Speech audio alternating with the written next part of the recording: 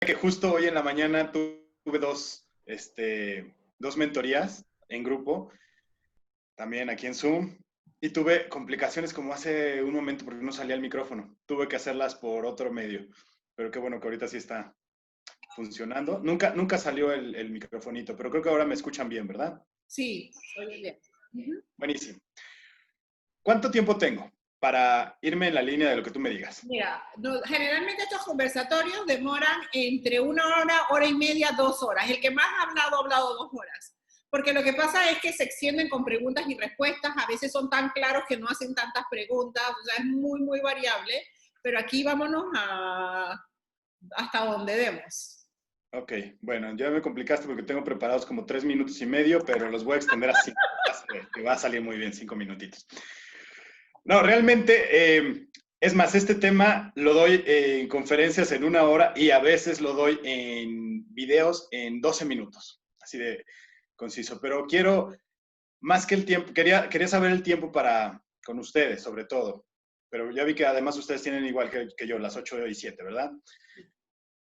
Bueno, primero que nada, mil gracias por esa lindísima presentación. Te agradezco, les agradezco a cada una de... Son puras mujeres, ¿verdad? No, hay un par de caballeros por ahí.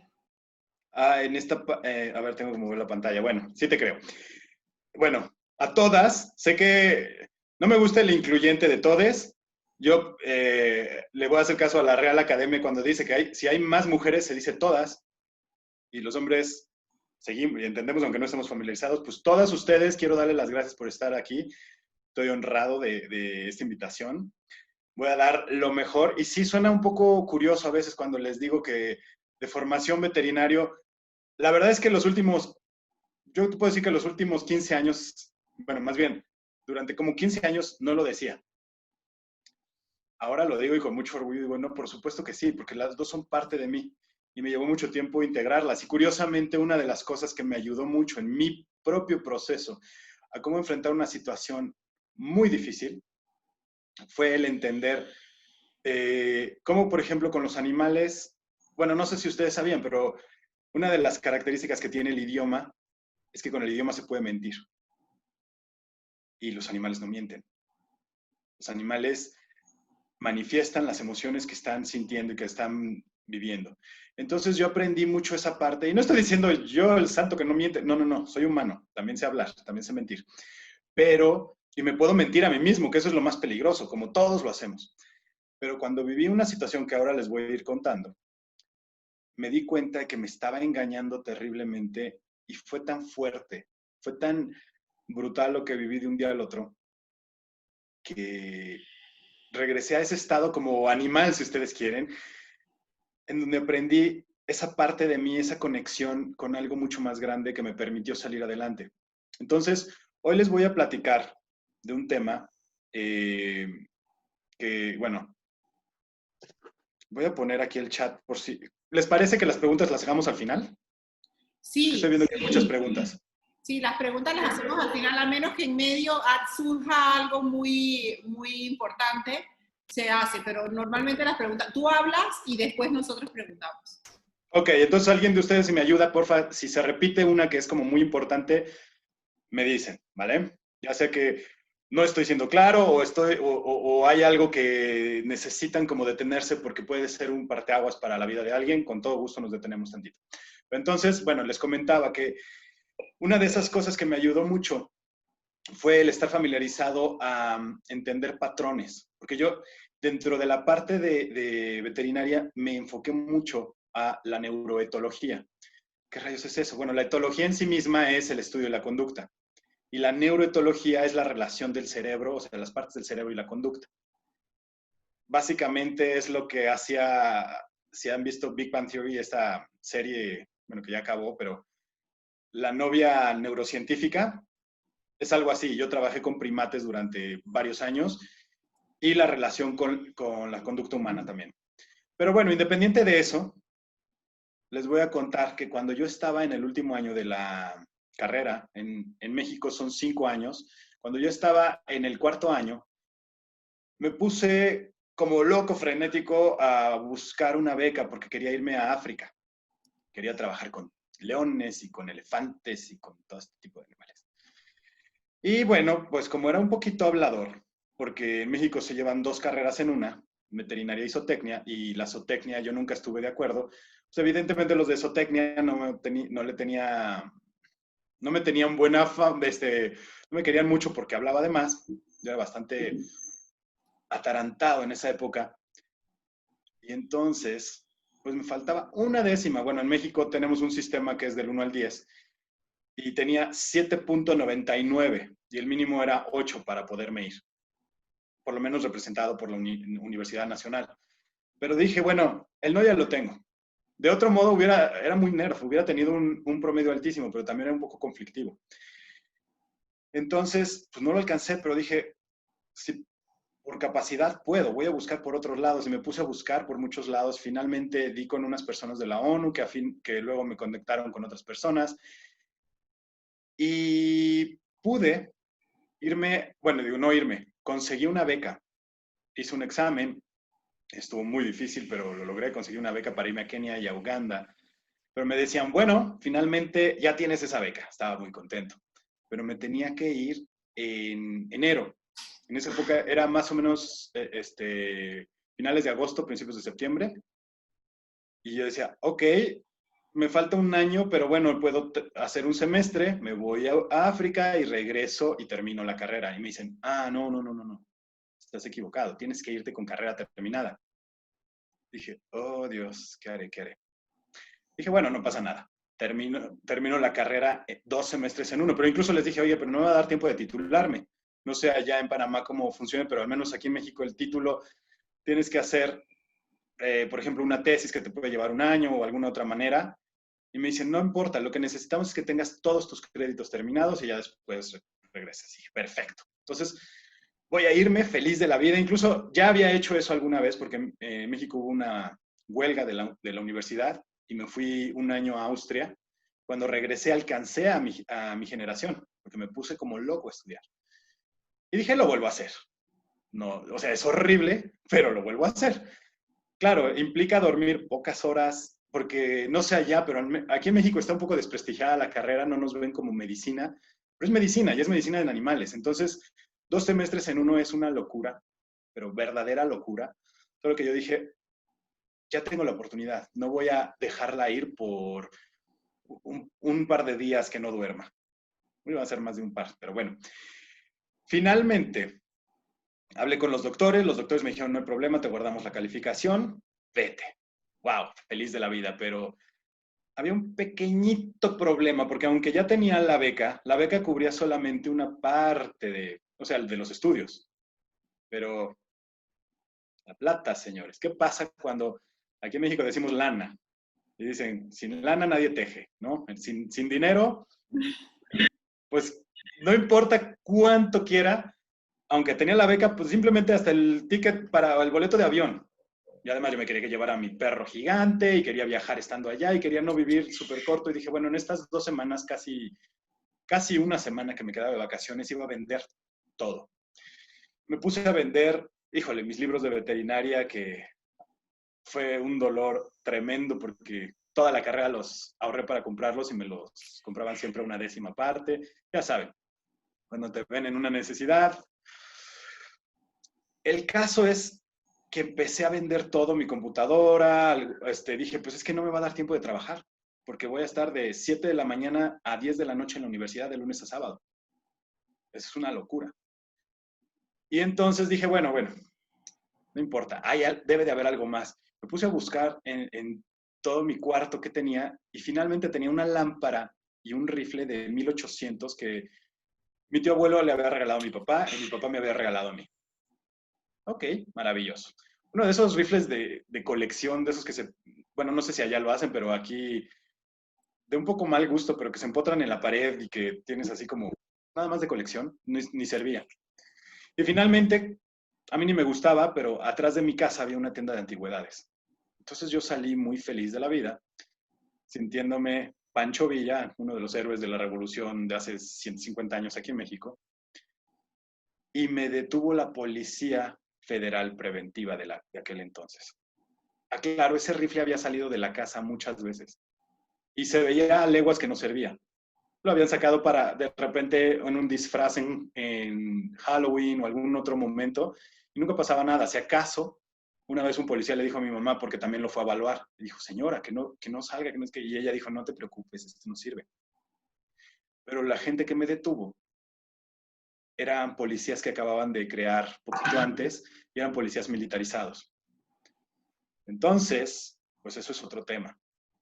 Con los militares, pues ya se habla diferente y de pronto me detuvieron dos. Ah, claro, de hecho veníamos mi hermano y yo, mi hermano en ese entonces tenía 17 años, yo tenía 20, ay, se me fue, 23, perdón. Veníamos con los dos perros y como que no veíamos el mayor problema.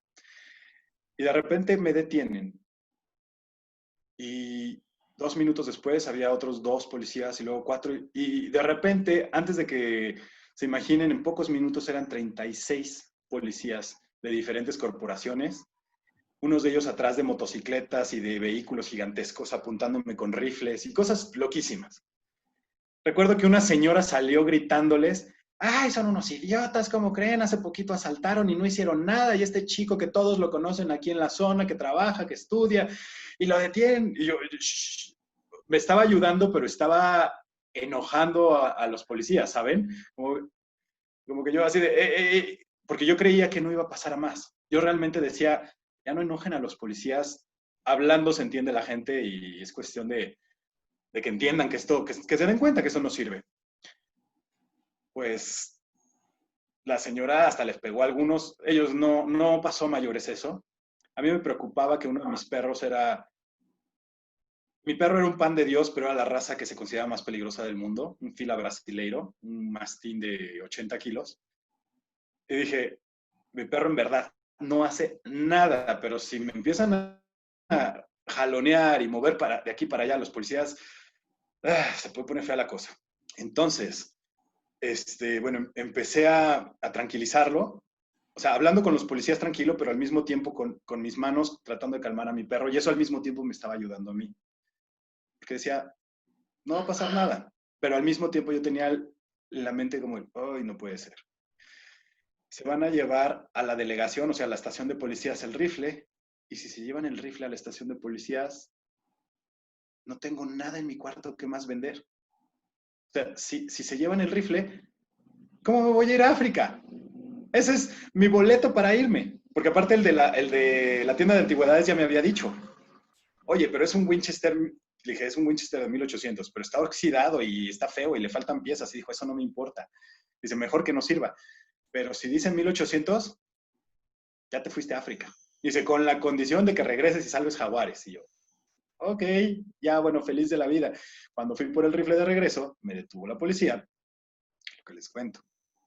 Ahora bien, de pronto, cuando empieza a pasar toda esta situación, se acerca uno de los comandantes y estaba mi hermano, pero impecable, derechito y no se movía. Y dijo, chicos, miren, la situación, yo quisiera ayudarlos mucho, pero desgraciadamente estos les llamaban pie tierra. O sea, él era ya un comandante, pero los de más bajo rango, dijo, desgraciadamente ellos ya dieron parte a la estación de policías. Ya los tengo que presentar, pero por lo menos a uno. Voy a ayudarles. ¿Quién de los dos se quiere ir? O sea, ¿quién se va a quedar conmigo y quién de los dos se quiere regresar a su casa? Y mi hermano voltea y dijo, nos detuvieron a los dos nos quedamos. Y yo así de, no, vete por favor, no es bruto. Y el comandante dijo lo mismo. Es como, no me estás entendiendo. Váyase uno de los dos. Y dijo, no, los dos vamos a salir de esto, no pasa nada. Y en eso dijo, ¿ustedes, su madre vive? Y mi hermano volteó y dijo, sí. Ok, ¿qué es más fuerte, darle la noticia de uno de sus hijos o darle la noticia de que los dos hijos están detenidos? Ya con eso lo rompieron y en ese momento digo, ok, y ya lo empujé y dije, yo traía el rifle y es para África, vete tú rápido, llévate a los perros. Incluso abracé a mi perro al grande, bueno, el otro también era gigante, pero este todavía más grande, lo abracé, sentí algo muy extraño, no escuché nada, sino sentí dentro de mi cuerpo 7, algo muy extraño, ¿no? Y lo abracé con mucha fuerza y se fue. Curiosamente, se fueron corriendo y me dice mi hermano que cuando llegó a la casa, ese perro se salió de la casa de regreso a tratar de llegar conmigo. Muchísimas veces, cuando veníamos del parque de regreso, yo me encontraba a alguien o algo y le decía, pues ya adelántate y llévate a los perros. Y ellos se iban felices porque ya era hora de comer. Esta vez algo sintieron que, bueno, el otro no porque acababa de adoptarlo, pero el grande se regresó corriendo. Pero ya no estaba, ya me habían subido a los vehículos. De pronto, voy llegando a la estación de policías y en la estación de policías, en mi mente solamente estaba él. Me van a quitar el rifle, ¿cómo me voy a ir a África? Yo pensando muy escasamente, ¿no? Una mentalidad de escasez que me imagino que Ninochka ya les ha platicado mucho de ese tema, ¿no? Y si no, no, yo creo que sí. Pero bueno, yo tenía muy atorado ese tema de, pues es que no veía otra forma de irme. Y me estaba preocupando. Entonces, de alguna manera eso me ayudó a no estar angustiado por el otro tema. Hasta que 3 horas después, de repente, escucho a una de las juezas decir en un casto español mexicano, ¿y ese güerito qué pex? Bueno, no dijo qué pex, dijo qué pedo. Es muy mexicano. ¿Y ese güerito qué pedo? Güerito acá es ese rubio. Ah, no mames, a huevo. Que no. Bueno, perdón, ya les voy a censurar porque es muy fuerte, pero nada más era para que entraran en contexto. Pero sí dijo, hasta que se van a, acuérdense de esta frase, hasta que se van a chingar a un güerito. Esa fue la frase que me hizo abrir los ojos y darme cuenta de que no tenía idea en dónde estaba y lo que estaba enfrentando.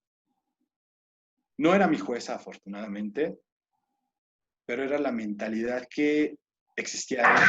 Se valía decir eso con toda la tranquilidad. O sea, imagínense un juez decir, ese güerito, qué bueno, a ese rubio, porque es rubio, que se lo fastidien.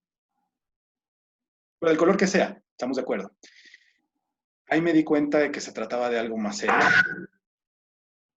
Horas más tarde me llevaron a los separos, que son como estas celdas pequeñitas. Todavía no es prisión, pero es una prisión dentro de la estación de policías. Llegaron a ser 6 personas. De hecho, uno de ellos acababa de robar, asaltar. Los policías habían detenido al tipo, traían el cuchillo, tenía sangre todavía porque había acuchillado a uno de las personas, pero nada más le dio aquí en el brazo. La persona que recibió el cuchillazo, antes de ir al doctor, dijo, voy a la estación porque si no va a salir. Fue a declarar. Tenía el monto de lo robado, o sea, básicamente tenía toda la evidencia ahí y salió libre. Y cuando pasó eso dije, bueno, si esta persona sale libre, a pesar de que está el monto de lo robado, el cuchillo y todo eso, bueno, a mí me van a sacar en hombros y hasta me van a pagar. Y usted disculpe. No podía estar más equivocado. De repente me llamaron los policías judiciales, otro tipo de policías, y me dicen, a ver, quita esa cara de no sé qué. Ya deja de estar preocupado y afligido. Si este rifle no sirve, ahorita te vas. Pero si sirve, ya les voy a empezar a censurar porque sí decían frases muy fuertes. Pero básicamente me dio a entender que iba a ser como la amante de muchos ahí. Pero en ese momento dije, pues no hay problema. Este rifle, de hecho, mi tío abuelo se lo regaló a mi papá porque nunca sirvió. Porque mi tío abuelo tenía 4 rifles, 3 de ellos eran funcionales y a este le quitaba piezas para que, para usarlo como de piezas de reparación. Así que no hay forma de que lo hagan funcionar, no pasa nada. Pero yo creo que son mágicos estos tipos porque de repente en su peritaje dijeron que servía perfectamente bien. Y de ahí me pasaron, estuve 48 horas ahí, de ahí me pasaron a la delegación de policías, pero federal. Ahí cuando llegué, es más, en la patrulla, uno de los policías me pone las esposas y el otro dice, por favor, quítaselas, no en mi patrulla. Y es más, yo dije, bueno, pues pónmelas. Si ese es el protocolo, dijo, no en mi patrulla. Y sé que seguramente lo han escuchado, pero al menos en México tenemos fama de que la policía y muchos otros organismos son súper corruptos y súper malos para su trabajo. Y es verdad. Pero también hay gente sumamente memorable y me gusta reconocerlo en la historia. Varias veces pasó lo mismo, que dijeron, no en mi patrulla, quítaselas. Y yo estaba en un claro oscuro entre que los quería odiar y los quería amar y que no entendía, era todavía muy fuerte todo eso, muy rápido. Y de pronto llego a la estación de policías, me estaba esperando el juez, eran las 5 de la mañana. Mi mamá y mi tío, su hermano, venían en el carro de atrás siguiéndolos. Escucharon algo y se fueron. Y todavía me acuerdo que me dice el juez, oye, ¿por qué se fueron? No, perdón, siempre creí que era el juez, hasta hace pocos lo conocí y era el fiscal. Dijo, ¿por qué se fueron? Era tu mamá, ¿verdad? Y dije, pues es que llevan 2 días sin dormir. Dijo, no, pero pues ya se hubieran esperado, en un ratito ya te leemos tu sentencia, te fijamos una multa, una fianza, y ya te vas a tu casa. Me imagino que no has dormido en esta pesadilla. El fiscal, el que teóricamente tenía que ser como el terrible, estaba diciendo como, no hubieras dejado que se fueran, ya mejor rápido para que ya acabe toda esta pesadilla para ti. Y dijo, mira, no te voy a llevar a las celdas, te voy a poner en un cuartito, ahí con los policías. Y cuando entré al cuartito de los policías, digo, tremenda imagen, ¿no? Porque estaban inhalando cocaína y viendo yo qué sé qué cosas, pero se portaron de una pieza conmigo. A pesar de todo eso, cuando lo vi dije, oh, por Dios, tal vez yo era demasiado inocente y cuando vi todo eso fue como, ¿dónde rayos me vine a meter? Pero la verdad es que se portaron excelente. Dijeron, ¿y ahora tú qué te pasó? Y ya cuando les contaba dicen, ay, no puede ser, ¿quieres un vasito de agua? ¿Quieres algo de comer? Y como que tuvieron empatía. Tal vez se les hacía demasiado fuerte lo que estaba viviendo ese, como decían, el güerito que no sabían qué rayos estaba haciendo ahí. Pusieron la televisión, maravilloso lo que estaba viendo en la tele para distraerme. Nada más era el avionazo del 11 de septiembre de Estados Unidos un año después, porque era exactamente el 11 de septiembre, pero un año después, era el 2002. Y entonces vi como 10,000 versiones diferentes de cómo derribar un edificio. Yo así de, por Dios, quería distraerme, me están poniendo, ya no sabía qué era peor, si ver el avionazo o ver mi situación, pero yo estaba viviendo un 11 de septiembre propio. Una situación, para los que les gusta la numerología, que dirían, bueno, ¿ahí hay algo? Sí, fue muy 9/11. Y finalmente me leyeron, ya me llamaron, el mismo fiscal se impresionó, cerró el almanaque, el libro que tenían, porque él creía que nada más me iban a dar una sentencia así muy sencillita de nada más tienes que pagar, hagan de cuenta, $1,000 y si acaso pedí una disculpa o yo qué sé qué, o despídete de tu rifle. Yo ahí ya no estaba tan preocupado por el rifle, obviamente, ya se podrán imaginar. Pero de repente cuando me dijeron eso, cuando leyeron artículo 126, y definieron la punibilidad, o sea, el castigo que correspondía a esto, ellos no se lo sabían. La ley en México es muy particular. No es como en otros países, no es germana, en la que hay un juez y dicta y están los... No, aquí va de acuerdo al código. Entonces leen en el código que lo que yo había hecho correspondía a 10 a 15 años sin fianza, sin beneficios, y era, como dicen coloquialmente, de punta a cola. Era un delito federal grave. Chan, chan, chan, chan. Frente a mí había un tipo de unos 26 años que yo estaba aterrado pensando, porque todos los demás se veían como de esa oficina, pero este tipo era el único que se vestía diferente, se movía diferente y dije, Dios mío, si ese tipo es mi abogado, estoy en graves problemas porque tiene apenas un par de años más que yo. Fue como un doggy hauser y yo dije, Dios, estaba muy asustado yo, por todas las razones, pero esa todavía peor. No, él era el asistente de mi abogado. Y tiempo después me dijo que en el momento que me dijeron eso, en el momento que mencionaron de 10 a 15 años, ¡pum! Se colapsaron mis hombros. Mi cara se fue para abajo. Me cambió el color. No tengo mucho color y de todos modos se fue peor. Desapareció el poquito que tenía. Me dijo que él sintió como si me hubieran dejado caer un saco de arena de 50 kilos. Que fue muy rápido, me colapsé y no me podía mover. O sea que era muy evidente. Le dije, es que así me sentía. Sentí los 15 años. Seguramente han escuchado o tal vez hayan vivido, espero que no, estas experiencias cercanas a la muerte en las que dices que ves en tan solo unos segundos toda tu vida pasar. Bueno, pues yo vi una fracción de mi vida pasar frente a mí, pero después pasó algo muy extraño, vi una Y. Era como mi vida pasar hasta en el momento en el que estaba y de repente había, bueno, imagínense así la Y, África, cárcel. Y de repente África lo vi y se empezó a desvanecer. Ya no iba a existir. Lo vi tal vez en un segundo, 10 segundos, no sé, perdí la noción del tiempo. Y fue como ¿qué va a ser de mi vida? Y luego empecé a ver la cárcel, pero era muy extraño porque yo no sabía cómo era la cárcel. Nada más me imaginaba lo poco que había visto en películas, en alguna serie, en algo así. No sabía si eso correspondía a la realidad mexicana. Había escuchado de alguna persona que conocía a alguien.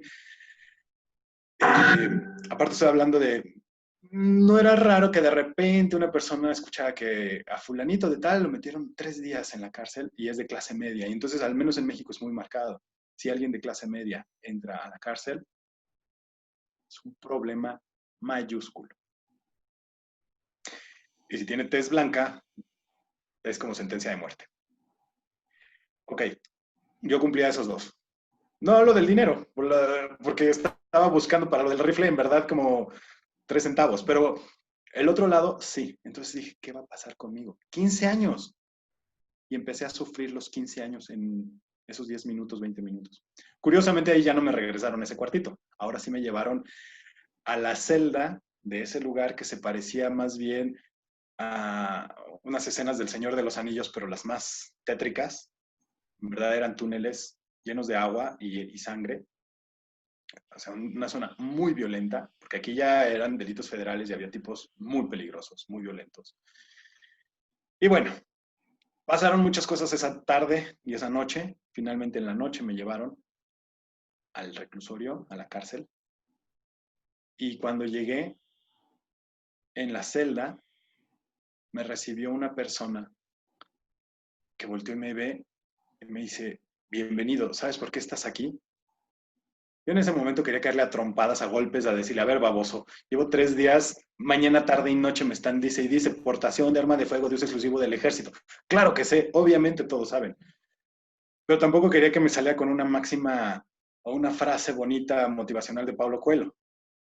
Cualquiera, porque él le estaba leyendo la Biblia a otros 3. Y se podía ir por los 2 lados.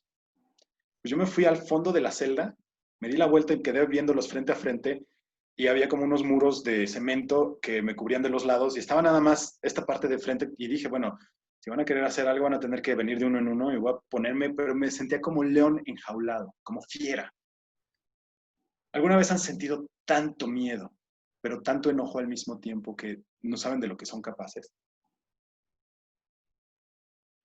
Pues yo en ese momento me asusté, porque me vi por un instante defendiéndome de cada uno de ellos al punto en el que los lastimaba si era necesario rompiéndoles el cuello y al final estrellándome, queriéndome estrellar contra la reja para morirme.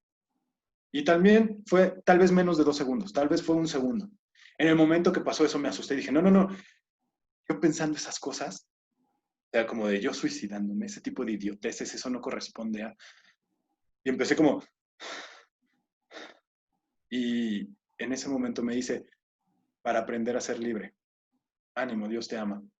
Y sí, tal vez podría haber sonado más esa frase de Pablo Coelho que lo primero, pero en ese momento para mí me abrió los ojos y fue como un... ¿ah?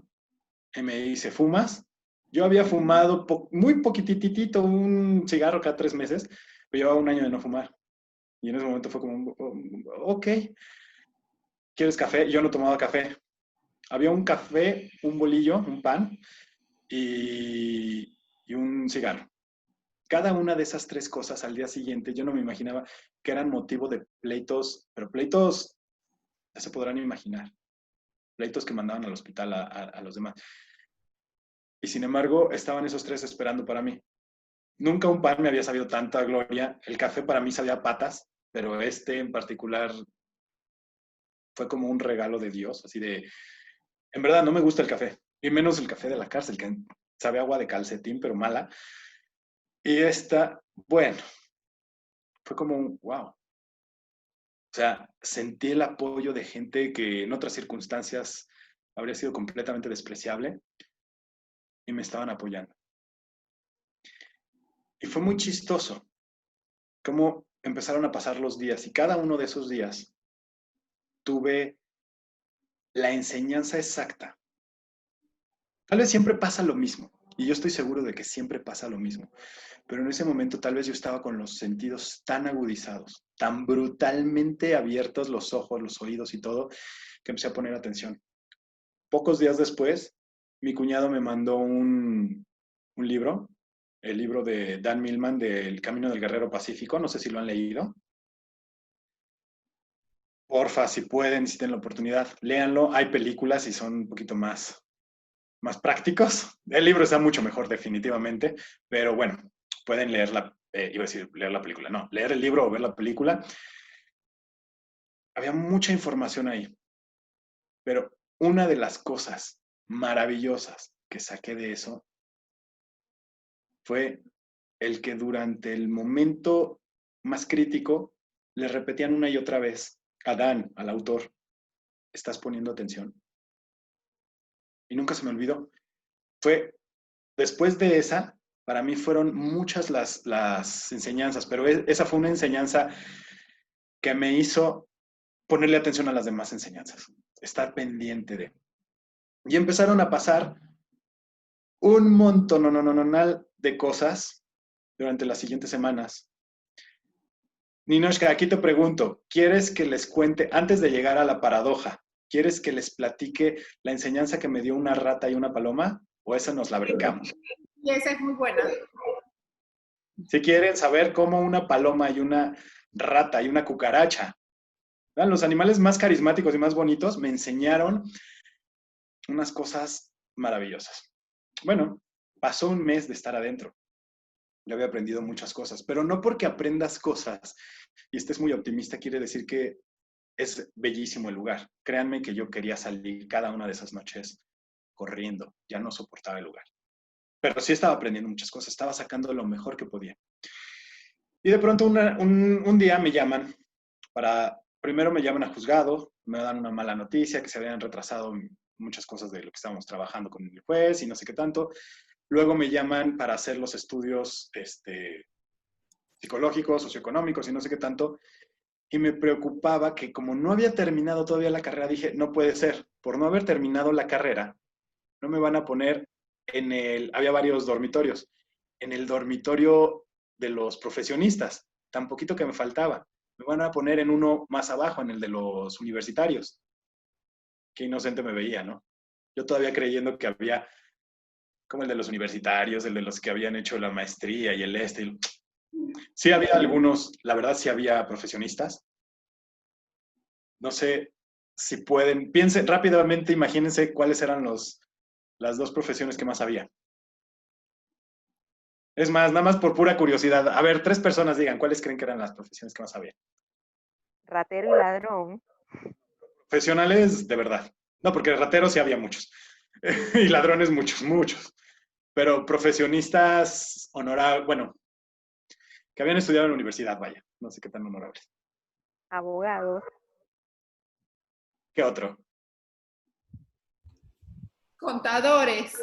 Doctores. Ok. Nunca le habían atinado tanto.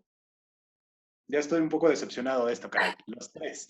Sí, efectivamente, pero lo más interesante es que no eran los contadores ni los abogados los primeros. Había abogados, sí. Había contadores, sí. Y había 10 médicos. O sea, había 10 médicos, había creo que 3 contadores y 2 abogados. Algo así, era de esa proporción más o menos. Y los doctores, fíjense muy bien cómo es importante esta parte porque tiene mucho que ver cada uno de los perfiles y hasta las decisiones. No porque el médico sea malo o bueno, simplemente es que casi todos los que había estado, todos los que habían entrado ahí, habían entrado por crímenes pasionales. Demasiadas horas trabajando en el hospital, demasiadas horas fuera, y cuando regresaron, vieron a su esposa con otro y se dejaban ir. O sea, o mataban al tipo, o a la esposa, o a los dos, o trataban de. Y bueno, había uno que fue absolutamente inculpado por la esposa, pero bueno, ese es otro tema. Finalmente, yo no sabía eso, yo nada más estaba preocupado porque dije, me van a poner con puro, pues ya se imaginarán. Y ojalá fueran, como decía, de gira o de ira, no sé cómo pronuncias tu nombre, perdón. Pero, a ver, dímelo. Deira. De ira. Ok, sí, para no errarles con sus nombres. Qué vergüenza. De ira. Como dijo ella, ladrón o ratero. Había muchos, pero también había asesinos, violadores, secuestradores. O sea, estaban como varias rayitas arriba la tensión. Y para colmo, ya me habían puesto un pequeño apodo, que yo era el güerito panqué, o el panquecito, que no es algo que quieras que te digan en la cárcel. Para nada. Creo que en ningún lado, pero ahí es particularmente feo. Pero bueno, el tema es que en ese momento yo salí enojadísimo de los estudios, porque sentía que me iban a poner en la población más peligrosa, más terrible, más no sé qué. Ya de por sí todo se me hacía injusto. Y cuando llegué de regreso a al dormitorio, es que son muchas secciones. Imagínense que hay cerca de 18 como edificios con su respectivo patio.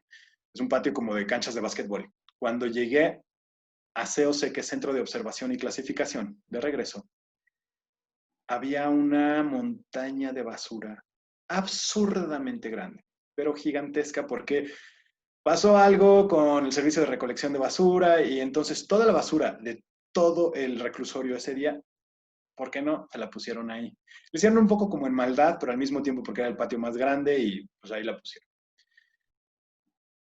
Era casi tan grande como esos muros. Claro, no te puedes escapar porque sales a otros muros y otros muros y otros muros y otros muros. Pero era inmensa. Y cuando llegué ahí, no saben qué rabia me invadió. Porque por lo menos en el dormitorio anterior, mis visitas, mi familia y mis amigos que iban a verme, me veían en una cosa que se llama locutorios, atrás de unas rejitas. Acá nos daban permiso de estar con ellos en el patio.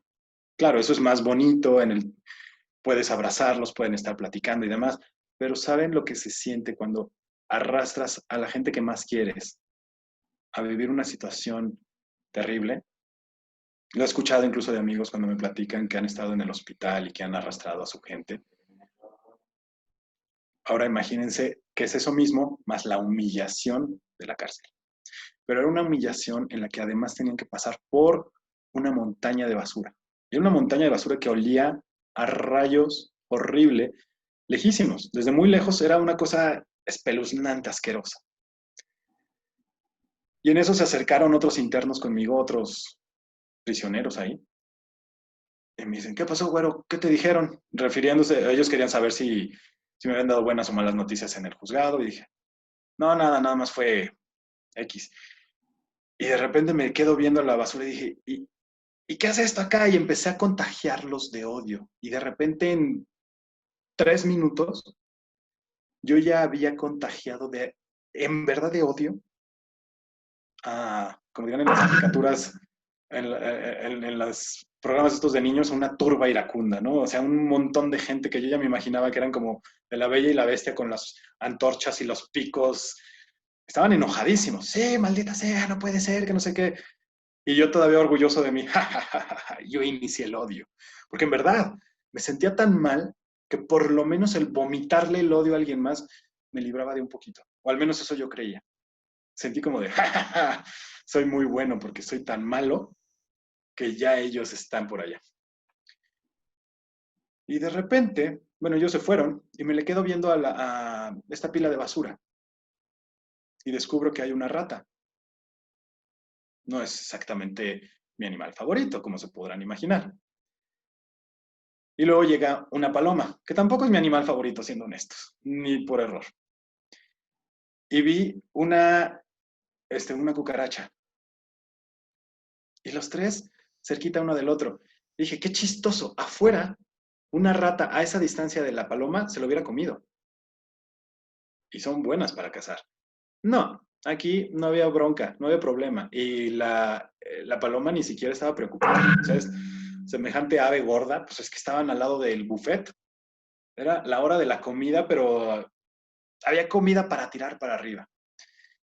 Y me les quedaba viendo y dije, bueno, no eran los animales más carismáticos y más bonitos, pero al menos eran animales. Y para mí, dedicándome a lo que me dedicaba y teniendo ese gusto por los animales, al menos era una cosa que me tranquilizaba.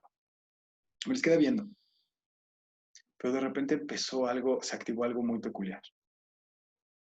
De pronto fue un... Cucaracha, eres una babosa. O sea, pero bueno, o sea, tú te podrías trepar las paredes y salir de aquí, pero pues vives en la inmundicia.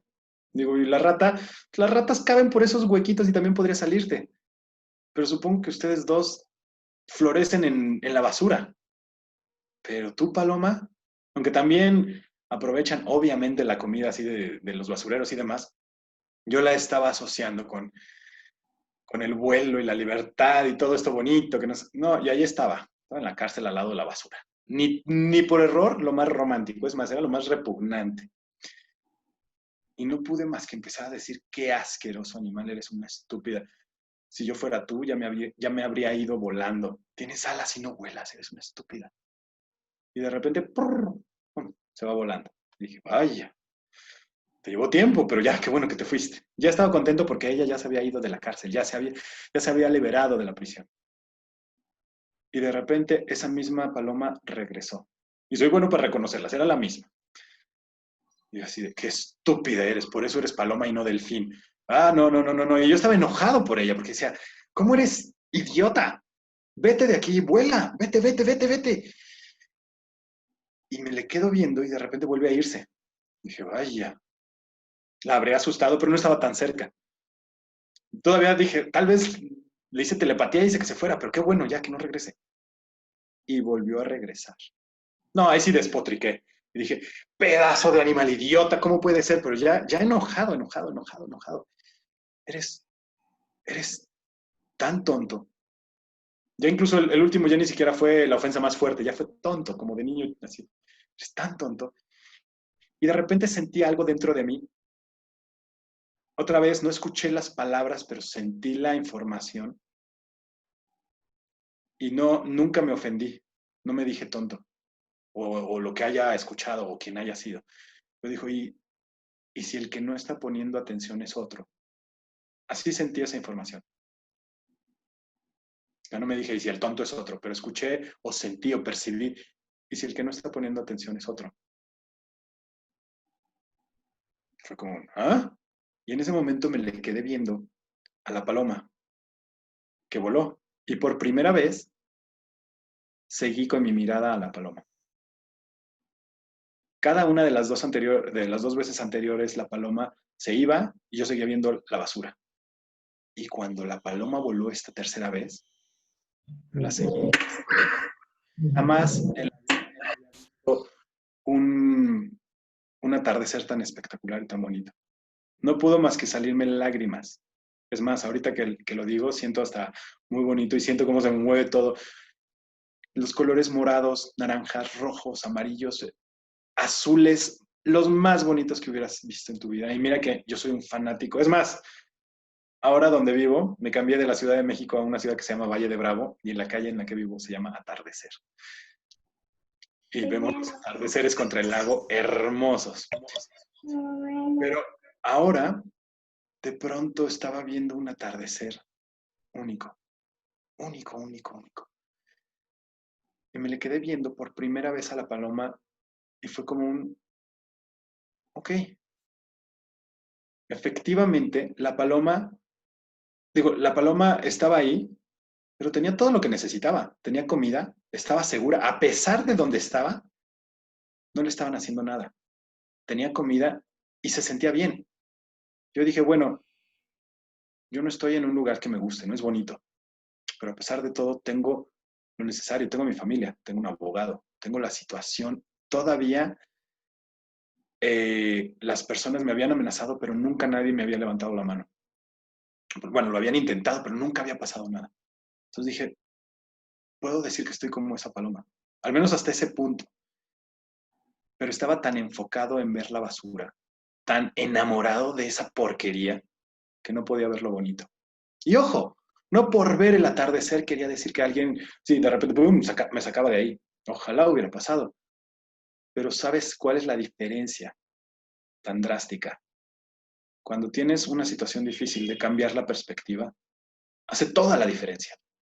¿Por qué? Porque cuando estás viviendo una situación difícil y te enamoras de la basura, solamente experimentas basura. Cuando estás viviendo una situación difícil y empiezas a poner atención en las bendiciones, ¿qué crees que vas a encontrar? Bendiciones. Bendiciones y bendiciones. Y eso no quita la adversidad. La hace mucho más llevadera, la hace más amable, la hace más enriquecedora. Y a partir de ahí les puedo decir que pudo ser mucho más, o sea, que empezó a ser mucho más fácil mi estancia. ¿Hubo días difíciles? Oh, ya lo creo, muy difíciles días. Pero ya tenía una herramienta que, bueno, yo tenía muchas, pero esa se convirtió en una muy potente. Y ojo, yo me sabía una frase de un tipo, un psiquiatra austriaco, llamado Viktor Frankl. Ahí no sé si era alemán o austriaco, bueno, no importa.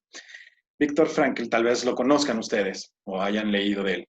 Él estuvo en un campo de concentración, estuvo en Auschwitz. Y él decía que la última de las libertades humanas es la de elegir se me fue como exactito, no lo voy a decir textual, pero es elegir la, ¿cómo se dice? La forma de ver las cosas ante las circunstancias. Le estoy dando en toditita la torre, como decimos aquí, a la cita, ahorita se las digo más bonita, pero es básicamente el poder elegir cómo vas a ver la vida sin importar lo que estás viviendo. Yo me sabía esa frase. Tal vez puedan decir no me la sabía muy bien porque ya se me olvidó. Pero no, sí me la sabía. Sin embargo, no la vivía. La tuve que aprender de una cucaracha, de una paloma y de una rata. ¿Por qué? Porque muchas veces sabemos cosas, pero son conceptos, no son sabiduría. No las hemos hecho nuestras, no los hemos integrado a nuestra vida. Y no fue hasta que me di ese golpe de vida que de repente dije que en todo momento hay un basurero y hay un atardecer. Si lo quieres llamar una parte fea y una parte bonita, o como te funcione a ti mejor. Pero a mí en ese momento fue como se convirtió como en mi estandarte, en verdad. Una montaña de basura y un atardecer. Lo más curioso es que el grupo de tipos que yo había alborotado para que estuvieran todos odiando la vida, cuando regresaron, de repente, unos minutos después, dicen, ¡ay, carajo! Y huele re feo y no sé qué. Y les dije de pronto, ¿y ya vieron el atardecer? ¿Y qué creen que me contestan? Así de, ¿atardecer qué, güey? ¿Por qué? Porque se requiere menos esfuerzo para contagiarte de lo malo. Requiere mucho más para identificar lo bueno, pero es mucho, mucho más llevadero. Esa vibración en la que empiezas a estar te contagia y se vuelve... cuando ya vi que no los pude contagiar en ese momento fue como ok, lo suelto. Se vale, cada quien. Sí, fue un poquito mi culpa, pero tampoco era mi responsabilidad mantenerlos en donde ellos eligieron mantenerse ahí. Ya los solté, ellos se siguieron enojados como si fueran el pitufo enojado, así de, ¿cómo odian los pitufos? Se fueron enojados. Y yo me quedé como, ok, yo elijo estar viendo otra cosa. Y durante las siguientes semanas, y luego meses, y luego más de medio año, esa herramienta me sirvió muchas veces y muchas otras herramientas que aprendí. Pero como te acabo de decir, estuve mucho tiempo. Sobre todo, mucho tiempo considerando que mi intención era estudiar una maestría y regresar y salvar a los animales. Creo que más de medio año en una cárcel mexicana es un precio muy alto por querer salvar a los animales. No sé ustedes, pero al menos yo así lo pienso. Y finalmente, ya se había empezado a, ¿cómo te puedo decir? Bueno, se llama, o sea, en el circuito legal, hasta se me fue. Hoy no ando muy ducho con las palabras, pero básicamente es, cierre de instrucción. Es que no soy abogado, evidentemente de repente, y como no la repito tanto, bueno, el cierre de instrucción quiere decir que de repente ya se habían cerrado los tiempos. No sé si allá, si son abogados aquí, y se dice igual, pero ya de repente ya se habían cerrado los tiempos para presentar pruebas, para esto, para el otro, y ya nada más faltaba la parte en la que el juez iba a dictar sentencia. Tan, tan, tan, tan. Y se podía llevar unos días. No sabíamos cuántos, pero en cualquier momento me llamaban. Después de haber vivido y estado en varias situaciones, poquitos días antes, me acababa de pelear, la única vez que me peleé a golpes, con un tipo que había secuestrado, violado y mutilado a una niña y atacado y estaba riéndose por eso. Un tipo que yo un día antes había jugado box y él obviamente me había ganado. O sea, era como de esos, se llama sparring, ya saben, como que no es una confrontación fuerte, nada más es suavecito, pero él era mucho mejor que yo. Al día siguiente, cuando escuché esas aberraciones, híjole, se me salió el diablo y yo me fui casi a matar. El tipo era mucho más grande y mucho más fuerte que yo y mejor para pelear. Y poquitos días después, yo seguía ahí. O sea, ese tipo de situaciones ya se habían acumulado tantas.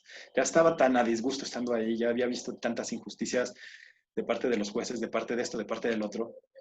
Ya nada más estaba esperando que me dijeran, pero al mismo tiempo había visto demasiados jueces dejar salir a los culpables y dejar encerrados a los inocentes. Demasiadas veces. Entonces, y en mi caso, ya habíamos perdido muchas instancias. Obviamente, pues ya estaba asustado. Ya no sentía que había justicia en México en lo más mínimo. Y yo me apellido González, y bueno, de padre y de madre Padilla. Entonces, de repente ahí los internos se meten a o sea, pueden trabajar para la institución.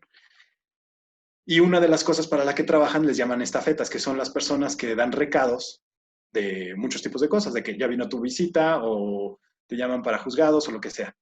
Y generalmente, pues no es así como muy, muy elegante. Entran al dormitorio y pegan un grito a todo pulmón. Y de repente yo escuché un González y no sé qué dijeron después, pero no dijeron Padilla y yo escuché como Padilla, tal vez dijeron ardilla, no lo sé, pero yo escuché González algo y en ese momento yo estaba con unas personas, no les quise decir nada y calladito me empecé a ir de reversa hacia mi celda. Uno de ellos sí me vio, los otros ni se dieron cuenta y siguieron platicando. Uno de ellos me siguió y me dijo, güero, ¿todo bien? Sí, sí, sí, todo bien. No le quería contar. Pero de pronto me dijo, no, no, no, te conozco. Ya te cambió el color y perdón, pero no estás bien. ¿Qué pasó? Le dije, no, no, no, nada, todo bien. Me dijo, a ver, ya, dime la verdad. Y me dije, bueno, es que creí que me habían llamado, pero ya vi que no. Pues está bien, ¿no? Que te llamen. Y dije, no, es que ya es para sentencia. Y me dice, llevas 6 meses y medio aquí. Ya urge que te llamen. Y volteo y le digo, sí, pero ¿qué tal que me dan sentencia? Y dice, a ver, Gustavo, entiéndelo. No importa si te quedas o te vas, la única manera es a través del juzgado. Te tienen que llamar a fuerza. Y cuando se fue él, me quedé pensando lo que dijo él y dije, qué chistoso. Creo que muchas veces se dice como metafóricamente, pero en mi caso era físicamente. Estaba eligiendo lo peor, o sea, la celda, lo que representaba la cárcel, los barrotes, ya me estaban dando una sensación de seguridad. Literalmente, sin darme cuenta, me fui a mi propia celda, porque ahí me dio una sensación de seguridad. De alguna manera, ahí había, pues, algunos internos con los que convivía, que nos cuidábamos entre nosotros, ahí comía, ahí dormía. Entonces, esa falsa sensación de seguridad me estaba protegiendo, pero yo creía que me estaba protegiendo del peligro del juzgado. Y el peligro del juzgado representaba el miedo, mi miedo máximo. Pero realmente no me estaba protegiendo de eso. Y ahí viene la paradoja. Y esa es la paradoja que quiero que te des cuenta.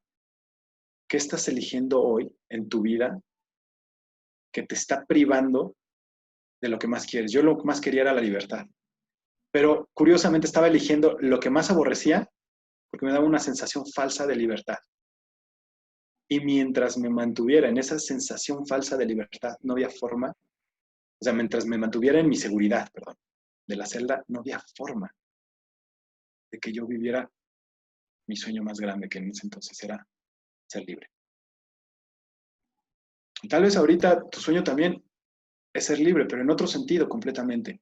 Libre tal vez de deudas, libre de una relación tóxica, de una situación de círculos viciosos que llevas arrastrando de años. Todos, todos, todos tenemos eso. ¿Y por qué? De hecho, hace poquito me lo preguntó mi sobrino. Me dijo, tío, a ver, tú que estudias el cerebro, ¿qué rayos, por qué, por qué hacemos esto? ¿Por qué escogemos lo que no es bueno para nosotros, aunque sepamos que hay cosas mejores? Dije, porque el cerebro no está diseñado, o sea, no evolucionó para hacernos exitosos. Sería buenísimo. No, el cerebro nos quiere mantener vivos. Y la mejor forma que conoce de mantenernos vivos es probar algo que ya funcionó y que nos mantuvo vivos la primera vez.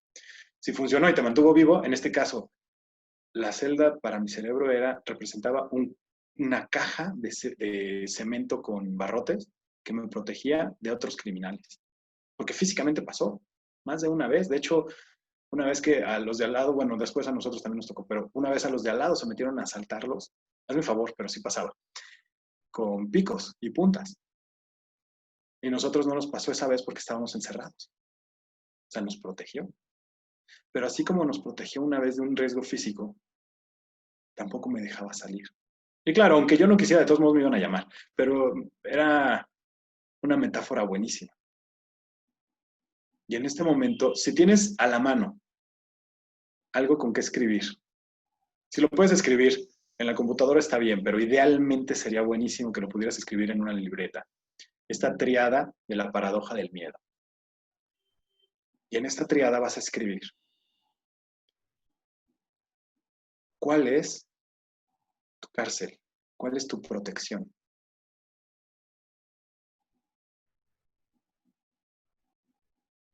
¿Cuál es tu miedo? Ese miedo del que estás huyendo desde hace tiempo. ¿Y cuál es tu sueño? Y repásalo. No necesito decirte demasiado con esto. Nada más es date cuenta cómo mientras estés alimentando el miedo, vas a vivir atrapado en la cárcel. Mientras estés alimentando el sueño, te vas a alejar de esa prisión. Mientras estés creyendo que es posible, porque te la mereces. Tu sueño te lo mereces completo. Es tuyo ya. Básicamente, desde el principio, ¿se acuerdan qué les dije que me dijo la primera persona cuando llegué? Bienvenido, ¿sabes por qué estás aquí? Para aprender a ser libre. Algo muy chistoso es que después me lo encontré al tipo. Y me dijo, nunca entendí por qué te dije eso. Si nada más de verte me caíste tan mal. Así, literal. Me dijo, me caíste tan mal, pero pues ya después te traté y ya me fuiste cayendo bien. Y es más, pocos días después le dijo algo parecido a otra persona y obviamente no jaló igual, como el otro dijo. Ay, no mames, así. Esa fue su respuesta.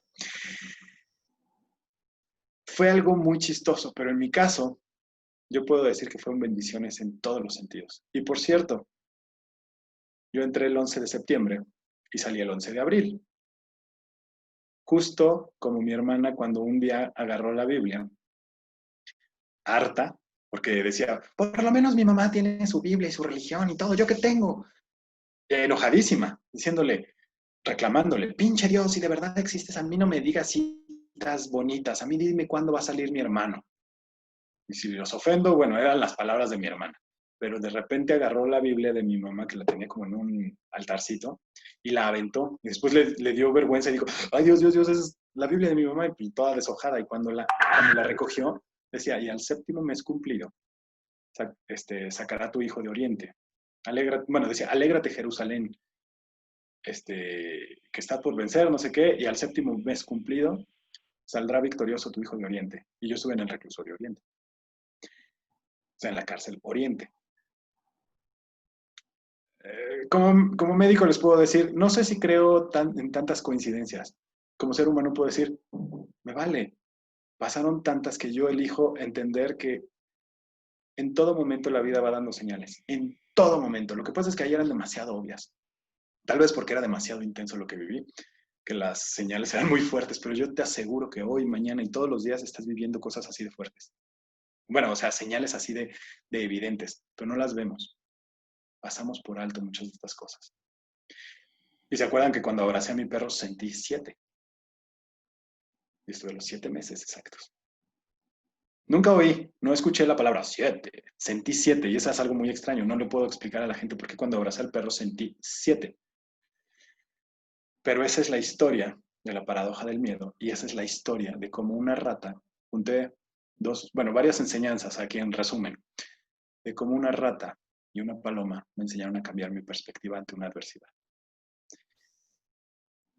Y claro, Cana tiene muchísimas más enseñanzas, eventos y situaciones, bonitos, feos y de todo tipo. Pero estos quise, de alguna manera, elegí estos porque creo que son cosas que pueden ayudarnos en estas situaciones. Porque si bien lo que estamos viviendo no es algo fácil, no estoy minimizándolo, yo les puedo decir, yo conozco ya a mucha gente que ha muerto, mucha. Es más, tristemente hoy aquí en México conozco más gente que ha muerto que gente que se haya recuperado. Lo cual podría poner los pelos de punta a cualquiera, pero bueno, esa es la realidad. Todavía no me han confirmado, temo que uno de mis grandes amigos de ahí de la cárcel, un argentino, un compositor, parece ser que murió. No me ha contestado las últimas 2 semanas. Y esa es una realidad, o sea, el negar la realidad no la disminuye.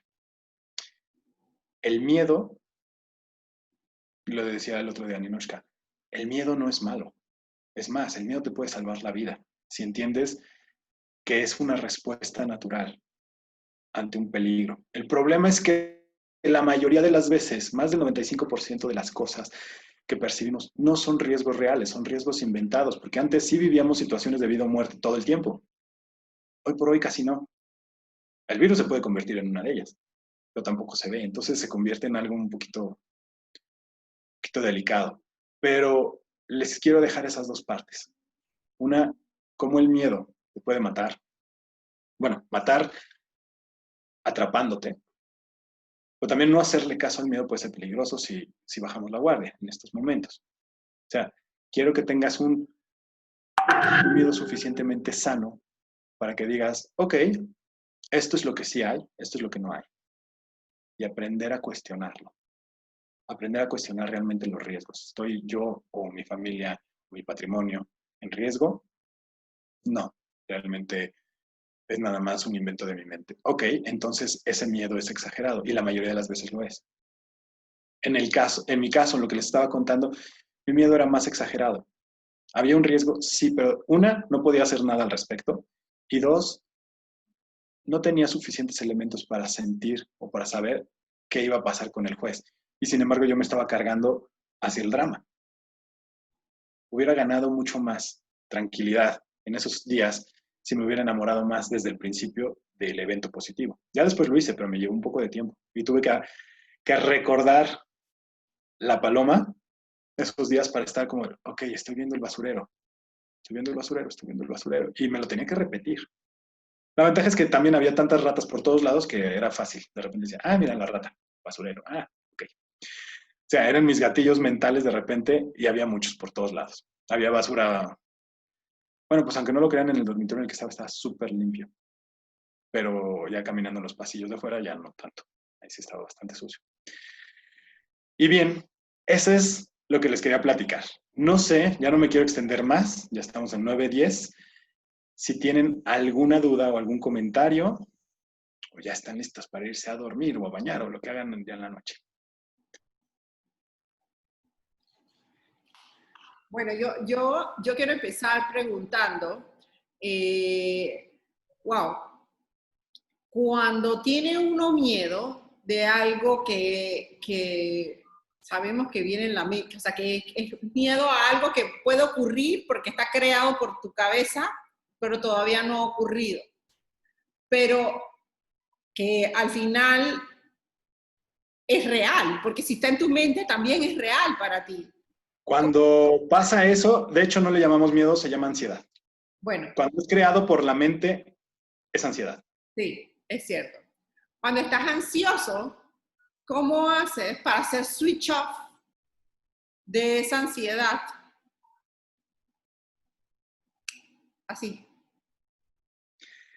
¿De qué color es el resorte de tus calzones? Yo qué sé. Puedes asomarte a verlo, pero no me digas. En verdad, créanme que no me interesa, pero te puse a pensar en otra cosa. Ya. Básicamente lo que tienes que hacer es una interrupción drástica. Drástica. ¿Por qué? Porque nos empezamos a contar una cosa y esa cosa nos gusta porque nos da, así como puede ser algo terrible, ese algo terrible nos da un beneficio, invariablemente. Por eso nos aferramos a eso. La celda me estaba dando un beneficio, protección. Falsa seguridad, pero era seguridad al final del día, ¿no? Que necesitaba interrumpir esa cantaleta y decir, a ver, Gustavo, ¿realmente este es el lugar más seguro? Pero por ningún motivo.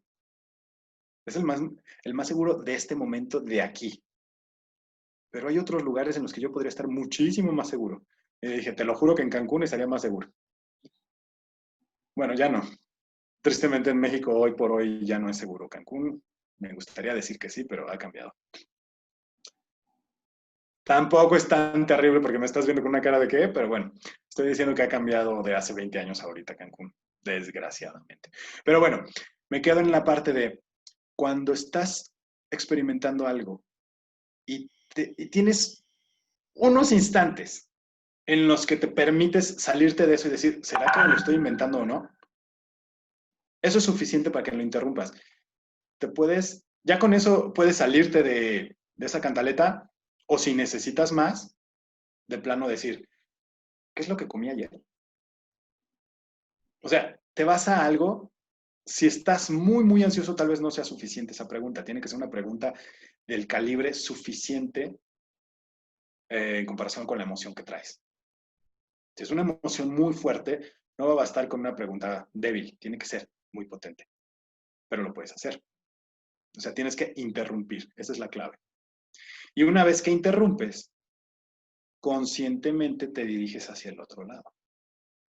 Pero no basta con tener ganas. Muchas veces creemos, acuérdense, miren, el cerebro reptiliano tiene muchísimos años de evolución. ¿Cuántos estímulos por segundo puede reconocer ese cerebro? Todo el cerebro primitivo.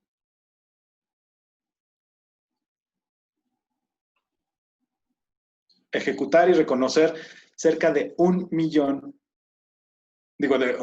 cerca de entre 20 y 40, perdón, entre 20 y 40 millones de estímulos por segundo. ¿Cuántos estímulos puede reconocer el cerebro más nuevo, el neocórtex, la zona frontal, esta parte, donde está nuestra conciencia?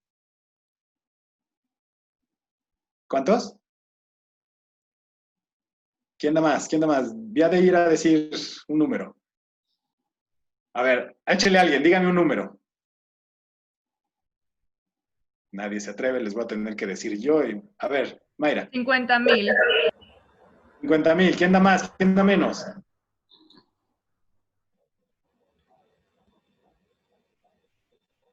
¿Nadie más? Bueno, pues les voy a decir 100 el millones. número. ¿Cuánto? 100 millones. Son muchos, muchos, muchos, muchos, muchos, muchos menos que lo que dijeron los dos. De entre 20 y 40.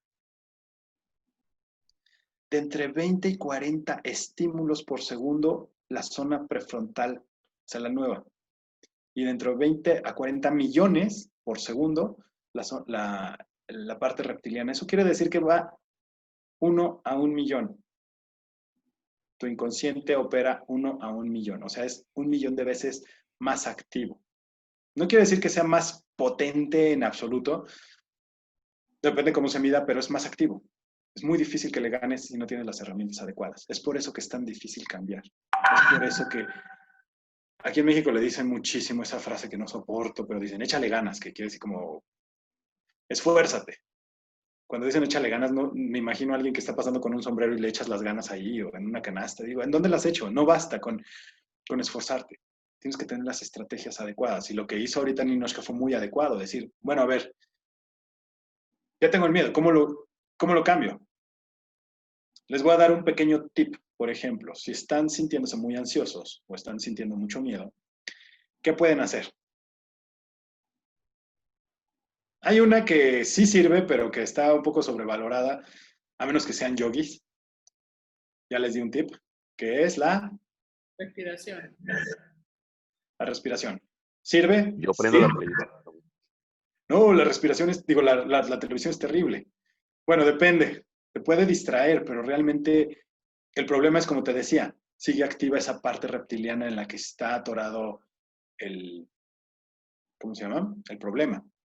Si no hago cambio y no bajo la química, con ese problema me voy a ir a dormir y puedo despertar con él. Si hay gente que dice, no, pero es que me tranquilizo. No, nada más me distraigo. Y sí se puede calmar un poco, pero al 100% no se calma. No dormimos bien y no entramos en fase de reparación, que eso es lo que queremos.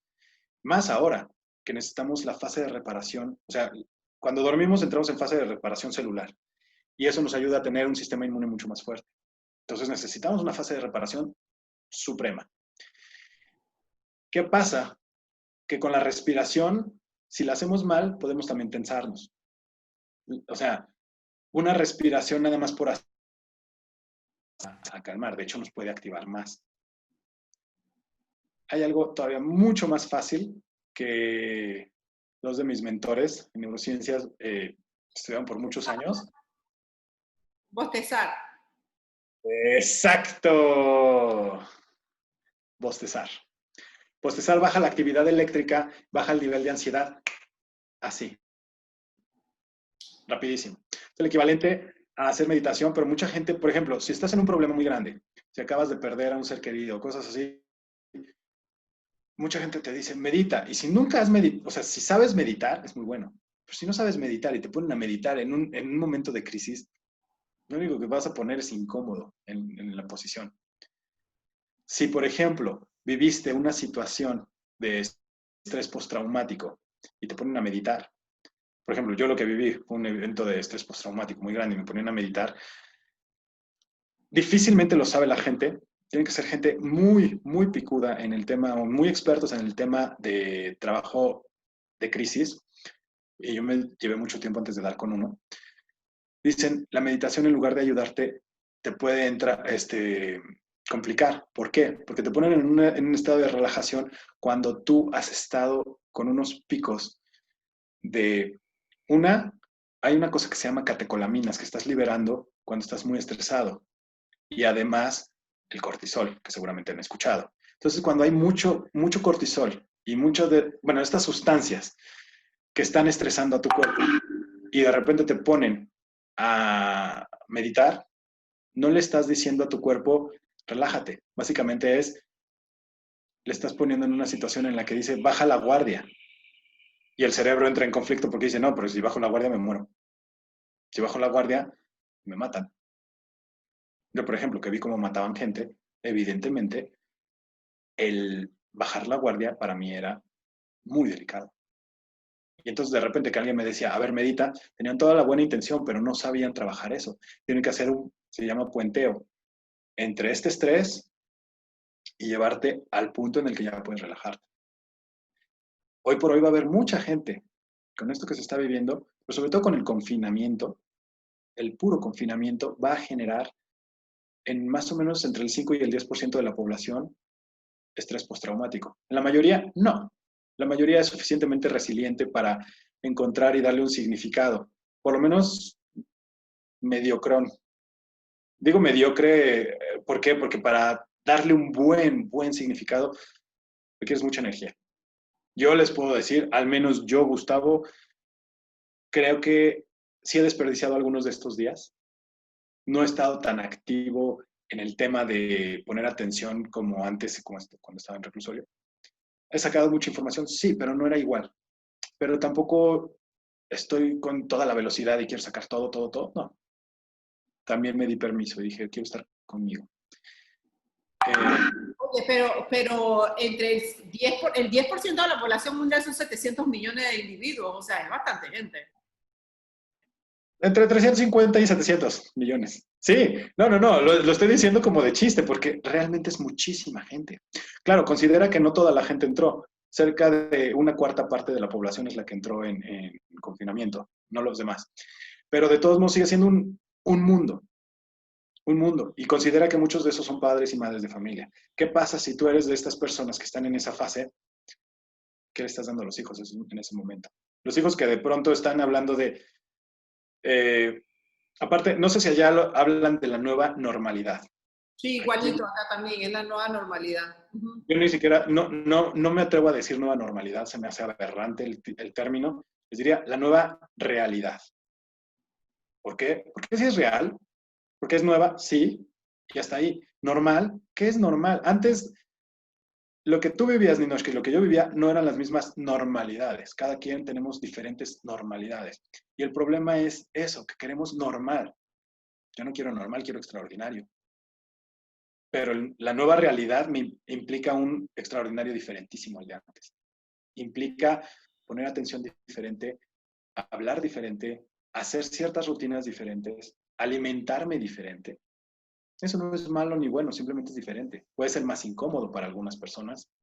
Para mí fue conveniente, porque de repente creo que desde que me moví para acá estaba siendo un poquito más laxo con mi comida, con mi alimentación. Y me fui un par de meses con mi hermana. Y hijo, ahí sí comí, pero impecable. O sea, nada más para que se den una idea, estaba en 80, cuando estaba en Colombia a principios de año, estaba en 83 kilos, algo así. Ahorita estoy en 73. 10 kilos de diferencia. Y no es que estuviera obeso, no estaba obeso, pero sí tenía kilos de más. Entonces, ahorita tal vez podría subir un par de kilos de músculo, pero es diferente. A lo que iba es, esta nueva situación nos permite hacer otro tipo de cosas, pero las tenemos que hacer como les dije al principio en la película o en el libro del guerrero, estás poniendo atención. Porque cuando tú pones atención, te das cuenta qué es lo que funciona para ti y lo que no. No tienes que agarrar todo, no tienes que hacer todo, no tienes que... No, estoy de acuerdo. Pero tampoco es bueno dejar pasar todas las oportunidades, porque esto va a pasar. Así como esta historia del rey. Y esto también pasará. Esta pandemia va a pasar. Y alguien puso por aquí, no me aparecen todas o no he alcanzado a pescar todas las frases, pero ahorita pusieron que nada más en Panamá 1,000 personas al mes están ingresando por cuadros nerviosos. Es una locura. O sea, la verdad es que es una locura. ¿Y saben cuál es el tema más triste? De repente la misma gente, yo hace poquito vi a una persona que quiero mucho, psiquiatra, que puso pues un comentario en Facebook. Terrible el comentario.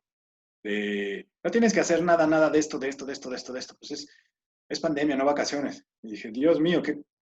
Y sí me atreví a hablar con ella en privado. Y le dije, perdona que me meta y yo sé que tú eres la picuda en este tema. No pretendo ser yo el psiquiatra. Pero le dije, en esta área sí te puedo decir que si haces eso vas a tener unos resultados muy, muy, muy, muy pobres. No lo tomó tan a bien. Bueno, pues somos amigos. Pero dijo, pero yo soy la que sabe que no sé qué. Digo, por supuesto que sabes. Y sabes muchísimo. Y sabes tal vez mucho más que yo.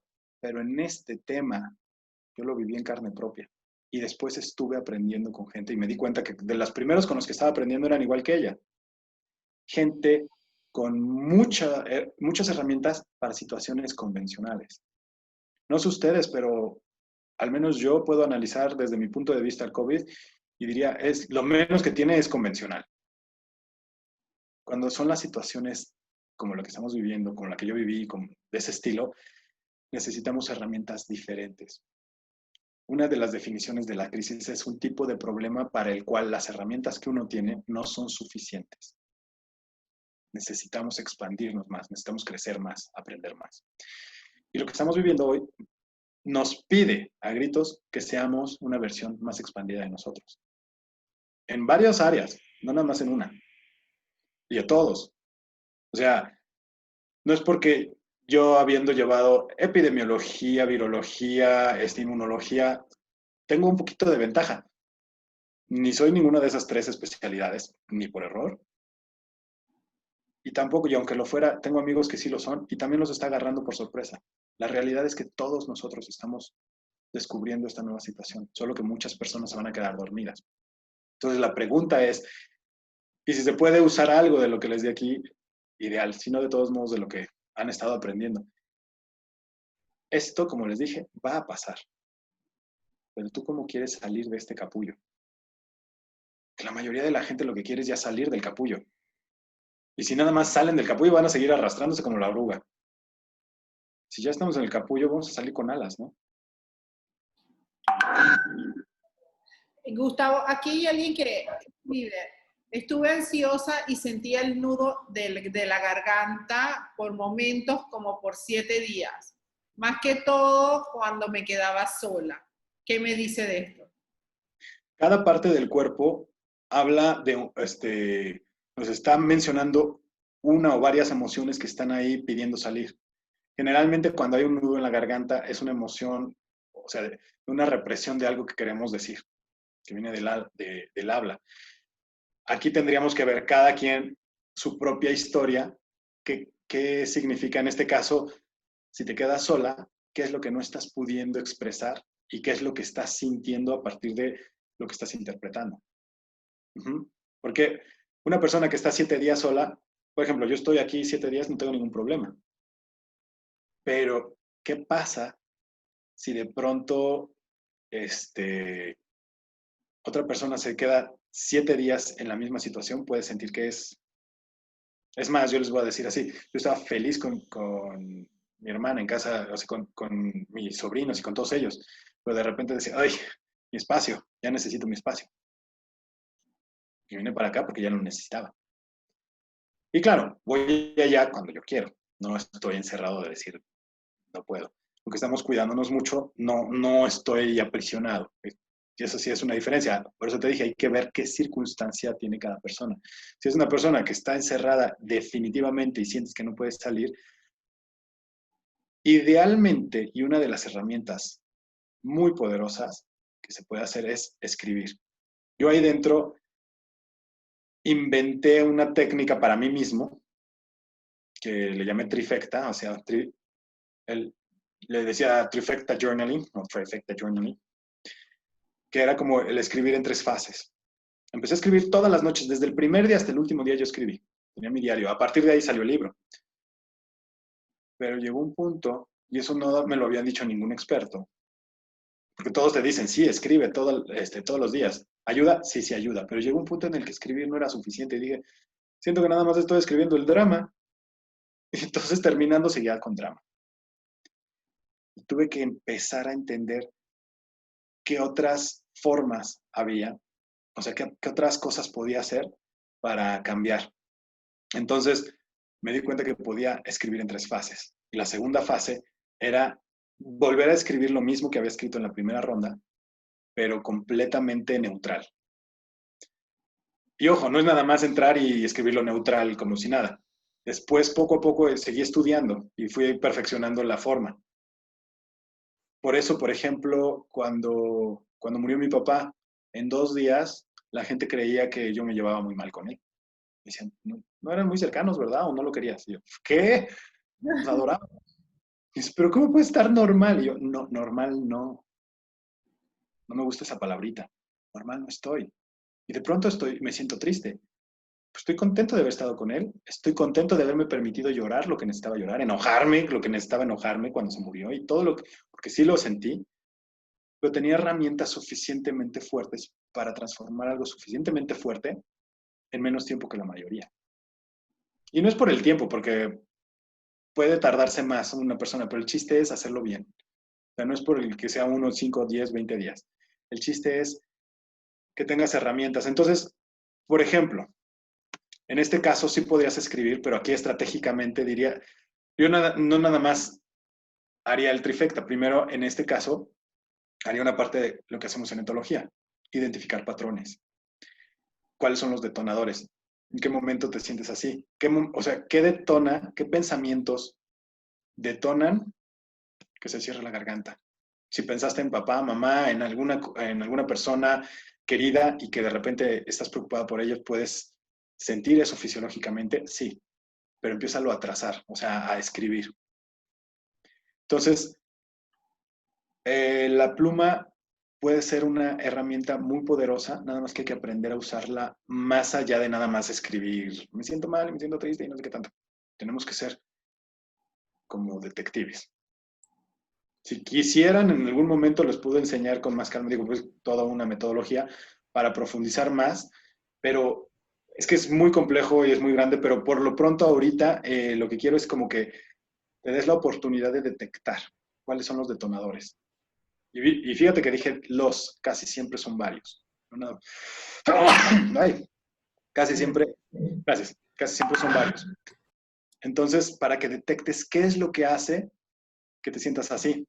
Puede ser, por ejemplo, también, si te pasa muchas veces, si comiste mucho, si comiste poco, si soñaste, o sea, si dormiste mucho, dormiste poco, si hablaste con alguien, si viste noticias o malas noticias más bien. Cada una de esas cosas son bien importantes, pero escríbelas. Y entonces vas recolectando información y al cabo de unos cuantos días, tú misma te vas misma vas dándote cuenta y dices, ok, este patrón tengo de cuando, cuando hice esto, esto y esto, me siento más tranquilo. Cuando no, me siento totalmente al revés. Siento que se colapsa mi vida. ¿Vale? Gustavo, lo de la escritura,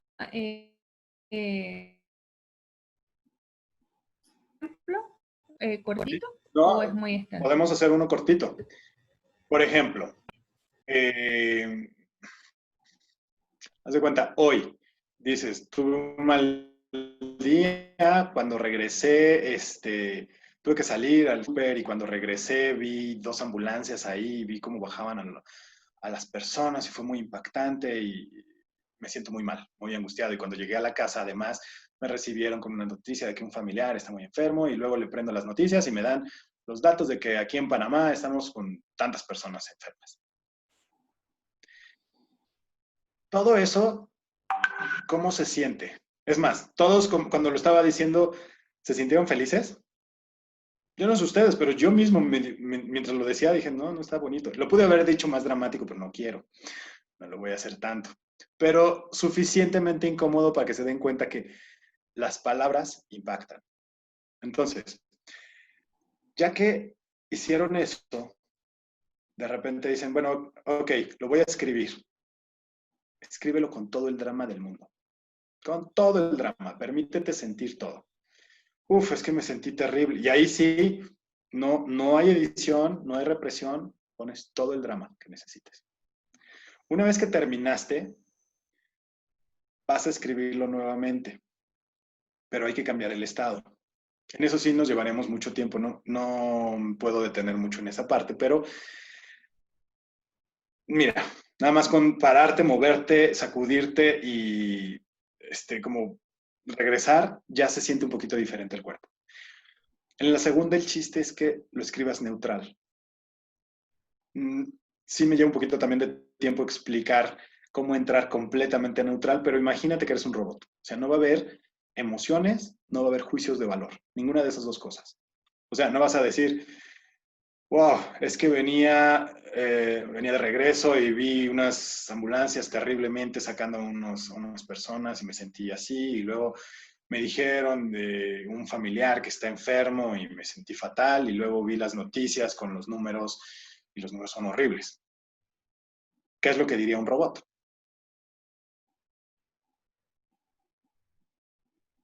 De regreso del camino, encontré 2 vehículos, personas descendiendo, seguí avanzando, llego a la casa, me hacen una llamada, me mencionan la situación de una persona y finalmente veo la tele y me dan unos datos. Puedes incluso mencionar los datos, pero no es como juicio de valor, simplemente decir, y me dan datos. Puedes enfocarte en los datos que quieras. tenemos muchos menos muertos que en México. Créanme, es verdad. Entonces, el robot, ay, es el mosco. El robot no se enfoca en nada. Es más, la historia suena aburrida, ¿no? Es como de, Y hay una tercera fase, pero honestamente para entrar a la tercera fase no es nada, no basta con sonreír y hacerla. Esa sí tenemos que hacer un cambio de estado profundo. O sea, esa sí nos lleva a entender cómo se hace el cambio de fisiología y sentir ese cambio de fisiología. Si no, la verdad es que no se la compra a la mente y en lugar de funcionar, no funciona. Pero créanme que con verlo así es más que suficiente, porque ahí estás poniendo en otra dimensión la situación. ¿A qué me refiero con eso? La empiezas a ver más parecida a la realidad, no tan como la quiere entender la parte dramática de nuestra mente. Porque, ay, me va a picar. Perdonen, es que hay un mosquito y yo soy como así desayuno tipo buffet para los moscos, pero bueno. Entonces, cuando nosotros hacemos una aproximación de lo que estamos viendo desde la neutralidad, o sea, en otras palabras, cuando describimos como robots, cuando no le ponemos el drama, no sentimos. Ni bonito ni feo, no se siente. Cuando lo describimos desde el drama, generalmente nos sentimos horrible. Pero es importante sí sentir el drama. O sea, más de una vez, de hecho, me quise brincar eso y dije, ya aprendí a hacer las 3 fases. Voy a quitar la primera, voy a quitar mi sombra y me voy a ir a la segunda y a la tercera. ¿Qué creen? Estamos reprimiendo y tampoco es bueno. No, hay que tocar el dolor, hay que tocar el miedo, hay que tocar todas esas emociones. Y cuando las tocas, cambian. Cuando te permites sentirlas, cambian rápido. Entonces, dense chance, contacten con el dolor, después cambien de estado, muévanse, den unos brincos y empiecen a escribir como si fueran la robotina de los supersónicos o algún robot que les guste y les va a ayudar. Pero sean muy conscientes de, ojo, no, ¿cómo se llama? Ay, se me fue. No juicios de valor, no emociones. Y esa es la técnica gustaviana que inventé en una situación en la que a mí me urgía algo que lo que me estaban dando todos los expertos no era malo. Claro, no era malo, era bastante bueno, pero no era suficiente en los días de crisis. Porque me quedó claro que la mayoría de esas teorías no se desarrollaron en situaciones críticas. Fueron pocos o han sido pocos los que han estado en situaciones así que las han descrito. Entonces yo necesitaba algo que estuviera como accesible, rápido, y eso es lo que me funcionó. Y después lo empecé a probar con otras personas, muchos de ellos al borde del suicidio, y dije, ok, esto sí sirve, esto sí funciona. Bueno, es que ya de la escritura 1 al drama, a la escritura del robot, ya ahí automáticamente la energía cambia.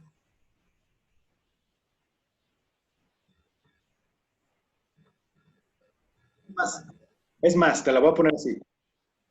Escribiendo el drama y dejando el drama en el cuaderno, si el drama es mediano, te sientes mucho mejor.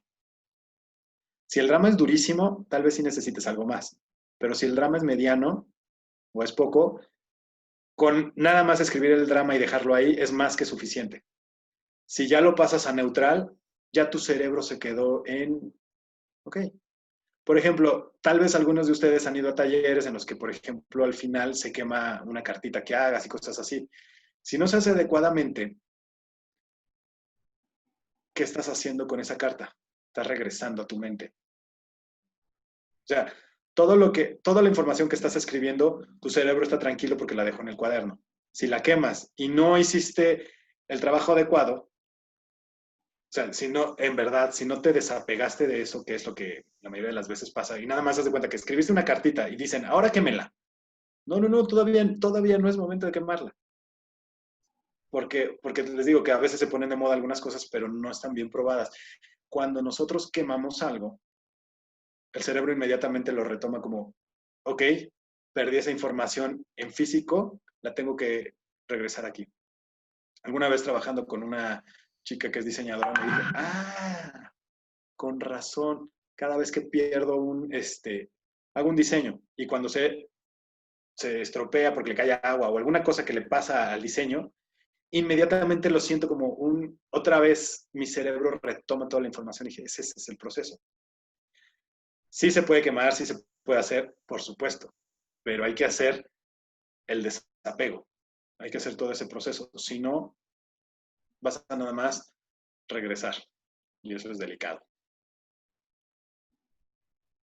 Venga, ¿otra pregunta? Sí, mira, alguien aquí escribió, espérame, que si puedes preguntar, espérame, aquí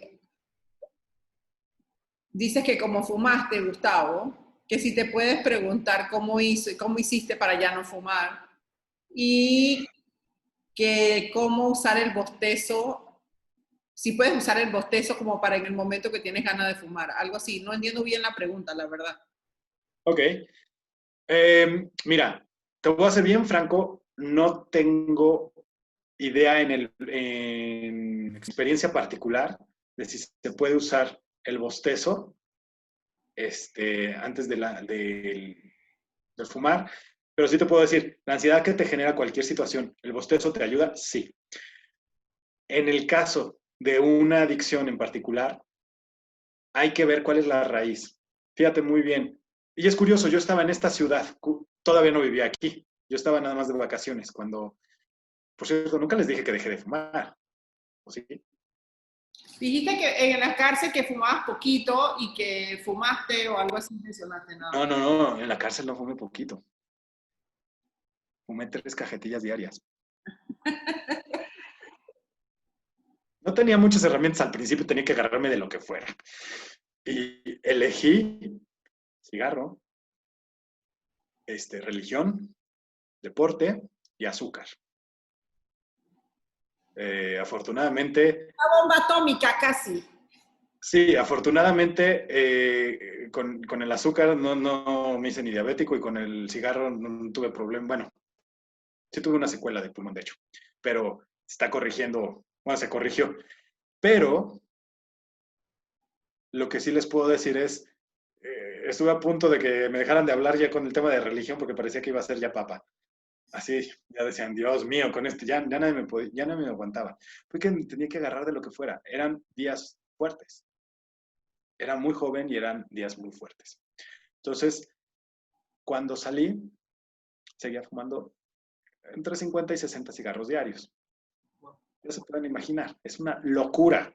Apestaba a toda la gente alrededor de mí. Ya no nada más yo, apestaba a los demás. Todos quedaban oliendo a chimenea cerca de mí. Y de repente dije, ya quiero dejar de fumar. Hay 2 errores. Ojo, no les estoy diciendo que sea ningún experto en adicciones, pero sí soy experto en darme cuenta de los patrones. Y en mi caso me di cuenta de ese patrón. Hay 2 errores en lo que acabo de decir ahorita. Quería dejar de fumar. O sea, perdón, cuando decía, intenté dejar de fumar varias veces.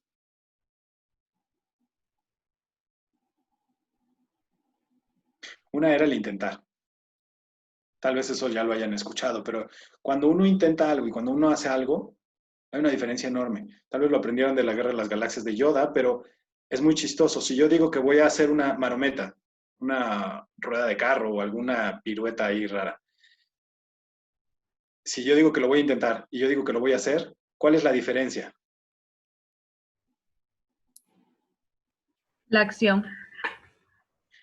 ¿En dónde está la meta para tu mente?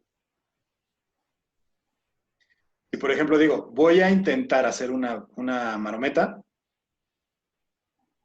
y voy a hacer una marometa y nunca las he hecho, en las dos es probable que me caiga. O sea, o parar de manos. Si nunca me he parado de manos, digo, voy a tratar de pararme de manos y voy a pararme de manos.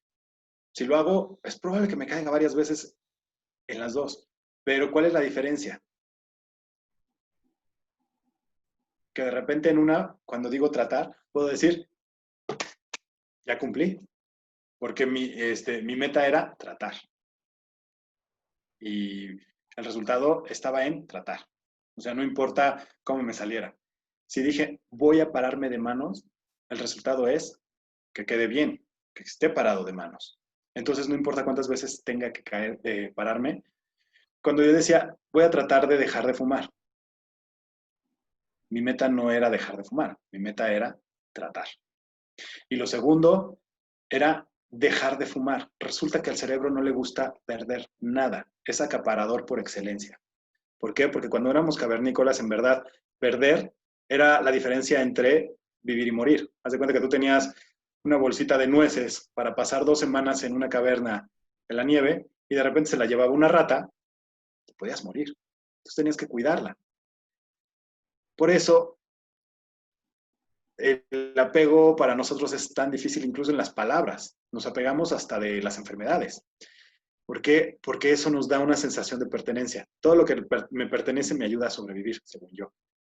Entonces, en lugar de dejar de fumar, tenía que hacer algo diferente. Y un día, estando aquí en esta ciudad, en Valle de Bravo, curiosamente era 31 de diciembre, pero eso no fue simbólico tal vez, pero no lo estaba haciendo con esa intención de dejar de fumar el 31 de diciembre. Yo estaba en una terraza, me habían invitado unas amigas a una fiesta. Estaba con mi hermano y de repente se fueron para es una casa grandísima. Una de las terrazas se quedó sola y yo me quedé viendo el lago. Precioso. Ya era de noche. Saco mi cajetilla, me quedaban 2 cigarros y de repente se acerca la amiga que me había invitado con su amiga. Ella era psicóloga y su amiga médico. Y me dijo con muy buenas intenciones. Dice, ay, Gus, ya no fumes. Y la otra dijo, bueno, pero es que fumas tanto que la verdad no vas a poder ya, o sea, eso ya es de a fuerza, tratamiento psicológico y médico. Uf, me picaron la cresta, como decimos aquí. Si no me hubieran dicho eso, en ese momento fue como, ah, sí, van a ver que están pero bien burras. Claro que no, por supuesto que yo puedo. Y por dentro, no es cierto, tienen toda la razón. Ya he tratado 1 millón de veces, ya tenía hasta un chiste. Y le decía, ay, dejar el cigarro es tan fácil, yo lo dejo 45 a 60 veces al día. Sí, pero en el cenicero. O sea, en verdad que no podía, no sabía cómo. Hasta ese momento no había podido, más bien. Y de pronto saqué el cigarro y dije, qué bueno que ya se fueron. Y dije, muy mexicanamente, chingue su madre. Eso es algo así como de, pues ya ni modo, voy con todo. Ajá, es así muy folclórico yo y, ok, voy con todo. Qué feo hablamos los mexicanos, pero bueno, saco el cigarro y de repente me quedo viendo el lago. Llevaba pocos meses de haber salido.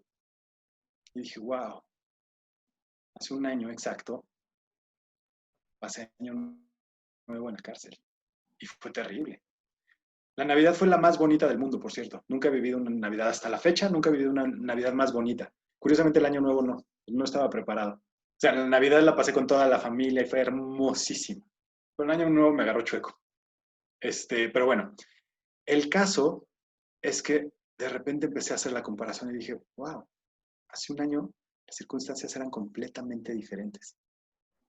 Pero de repente me le quedé viendo el cigarro y dije, y sin embargo, sigo fumando. Y yo mismo me dije, a ver, ¿te vas a permitir eso? O sea, voy a seguir siendo prisionero, incluso fuera de los barrotes. Ya ahí ya no estaba de por medio el tal vez puedo, tal vez no puedo. De repente dije, te vas a permitir siendo prisionero. Y otra vez, como si el cigarro me pudiera hablar, sin hablar. Esa es la parte interesante, cuando de pronto hay como un intercambio de información sin necesidad de palabras. Y de repente dije, ok, Gustavo, deja de juzgarte tanto. No tenías muchas herramientas al principio. Y como decía Maya Angelou, hice lo mejor que pude con lo que tenía. No tenía demasiadas herramientas. Y cuando empecé a hacer eso, dije, tal vez tengo que dejar de ser tan fuerte, tan duro conmigo. Y dije, sí, pero ¿por qué sigo? Bueno. Dije, ¿sabes qué? voy a gozar este cigarro. No me interesa qué vaya a pasar después, pero este cigarro lo voy a gozar. Y empecé a fumar y me di cuenta que no había gozado ninguno de los cigarros anteriores, me los fumaba por ansiedad. Prendía uno con el anterior. No sé si han visto a los que hacen eso, pero yo le hacía y apagaba uno y ya tenía el otro. Sí, 60 al día, imagínense. Llegué a fumar más que eso, ¿eh? O sea, sí llegué a fumar casi 5 cajetillas un día. Pero generalmente la media era 2,5, 3. El caso es que cuando estaba en eso, de pronto esa conversación fue como un, ¿qué es lo que quieres para ti? Y de repente fue un, primero pedirme perdón. Y cuando hice eso, empecé a llorar. Y llorar, y llorar, y llorar, y llorar. Y de repente le pedí perdón al cigarro. Le dije, perdón, tú no tuviste la culpa. Tú me diste lo que tenías y yo no sabía de otra cosa. Gracias. Y de repente, como un tipo Ho'oponopono, y curiosamente mi hermana que hace poquito estuvo, bueno, hace antes de COVID, estuvo en Hawái y me decía que estuvo con una gran cajuna. La gran cajuna decía, ay, no, ustedes los occidentales ya destruyeron el Ho'oponopono, no tiene nada que ver con lo que les llega por Facebook. Dicen, no es así. Y le enseñó algo y dije, ah, qué chistoso. Yo hice algo de Ho'oponopono sin darme cuenta con el cigarro. Pero no fueron repetir las palabras, fue un intercambio de momentos y de emociones largo. Duró los 2 cigarros. Lloré los 2 cigarros, agradecí los 2 cigarros y de pronto en el final del segundo dije, ni tienes la culpa y te agradezco lo que me diste. Hablando en general, como si un cigarro representara a todos. Y tú, Gustavo, no tienes la culpa y te agradezco haber aguantado, solo que hoy quiero más. No dejé el cigarro, sino que escogí más. Hoy quiero más salud. Hoy quiero más flexibilidad, quiero más fuerza, quiero sentirme mejor. Y lo sentí. Todo mi cuerpo de repente se sintió. Es más, ahorita se me enchinó la piel. Porque no es una historia que cuente mucho, la verdad. Pero la recordé tanto, porque aparte estoy en la misma ciudad. ¿Y cuándo fue? A ver. Desde el 2003 que no fumo. No lo tengo presente nunca, no me interesa. De repente me acuerdo cuando me lo preguntan, pero no es como que diga, llevo 3 días sin fumar o 20 días o 50 días. Esa es una de las peores estrategias que pueden hacer, por cierto. Y con mucho respeto, por ejemplo, a Alcohólicos Anónimos, cuando hacen esas dos cosas, llevar la cuenta y definirse con la enfermedad. Hola, soy Gustavo, soy alcohólico. No, no mamen, perdón por mi francés, pero soy Gustavo y hasta ahí, como que soy alcohólico. Me estoy definiendo con la enfermedad que quiero trabajar. Yo no digo, hola, soy Gustavo y soy fumador y como se diga, fumador. Porque dicen, es que una vez que ya fumaste o ya tomaste, ya toda tu vida vas a hacer. No es cierto. Yo en el momento que lo dejé, fue como se acabó la historia de mí con el cigarro, se acabó el vínculo, lo agradecí, no peleé. Durante 6, 7 meses estuve tratando cada rato, una vez a la semana, y no podía, y era choque, y choque, y choque. Y de repente podía 5 días, 6 días, y decía, ay, qué bueno, ya llevo 6 días, y de repente me ganaba la ansiedad, pum, caía y me sentía pésimo. ¿Creen que tuve rebote? Nada. Las veces anteriores, sí, los 3 días estaba, ¡ay, un cigarro! Y me daba más hambre, estaba enojado, no podía. Con esto podía estar cerca de alguien que estuviera fumando, ni me molestaba el humo, digo, no lo fumaba, digo, no me echaba el humo adrede, pero no me daba ni asco, ni gusto, ni antojo, ni ansiedad, no tuve cambios de humor, no comí más, nada. ¿Por qué? Porque la razón era realmente el reconocer que me estaba ayudando para algo. Cuando tú vas a la raíz del tema, el tema solito se transforma. Cuando la trabajas y la permites tocar, el tema solito se transforma. Y en ese momento, ¿hay otras formas? Sí. Entonces, implican técnicas un poquito con más resistencia. Con PNL se puede hacer y algunas otras técnicas. Pero la verdad aquí fue de lo más amable. No sé si les pueda servir de algo, esa es mi experiencia. 3 cajetillas diarias, de un día al otro, cambió radicalmente. Sí. Genial. La verdad es que esa historia yo no la había oído muchas tuyas, pero esa no la conocía. y me quedo con eso de no dejo algo, sino que elijo más. Me encantó la frase y creo que está genial para cerrar este conversatorio porque es con broche de oro. No dejando algo, sino eligiendo más. Wow, me encantó, de verdad, muchísimas gracias. No sé si alguien más tiene alguna pregunta para Gustavo. Para mí, yo lo tengo a un chat, ustedes no, así que aprovechen. A ver, ¿quién puso aquí? No pusieron, no han escrito. Entonces, si no quieren aprovechar, bueno, ustedes se lo pierden, dicen que repetirlo de nuevo. Ya le toca como en 3 meses, lo invito otra vez, no te preocupes. Pero, pues muchísimas gracias, Gustavo, por haber aceptado esta invitación a compartir con esta audiencia tu experiencia, que a través de algo tan difícil que viviste, nosotros podemos hacer pues la analogía con nuestras vidas, en qué lugares estamos estancados, en qué lugares estamos eligiendo ver la basura en lugar del atardecer, en qué lugares de nuestras vidas estamos encarcelados con nuestros propios barrotes y cómo podemos hacer para mirar hacia el lado, no quiero decir correcto, pero hacia el lado donde la puerta está abierta en lugar de el sitio donde todo está cerrado. Así que gracias, no sé si quieras decir algo más. Yo ya les puse en el chat tus redes para que puedan seguirte y bueno, por ahí se pueden comunicar cualquier cosa.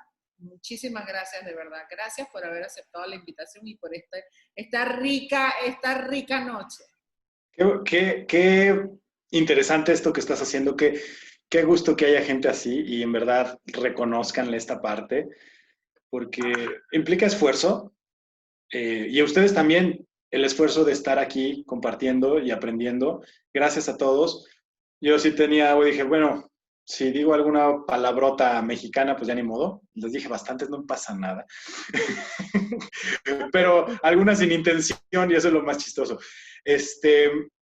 Pero estuve muy contento de poder compartir con ustedes, de poderles aportar al menos algo que en su momento fue muy difícil, pero que me dejó tanto que dije, oye, pues si ya lo viví y si tuve tantos aprendizajes, que le sirvan a mucha gente, que le puedan acortar el periodo de sufrimiento a alguien, ya valió la pena. Si pueden hacer más amable un día de alguien, ya valió la pena.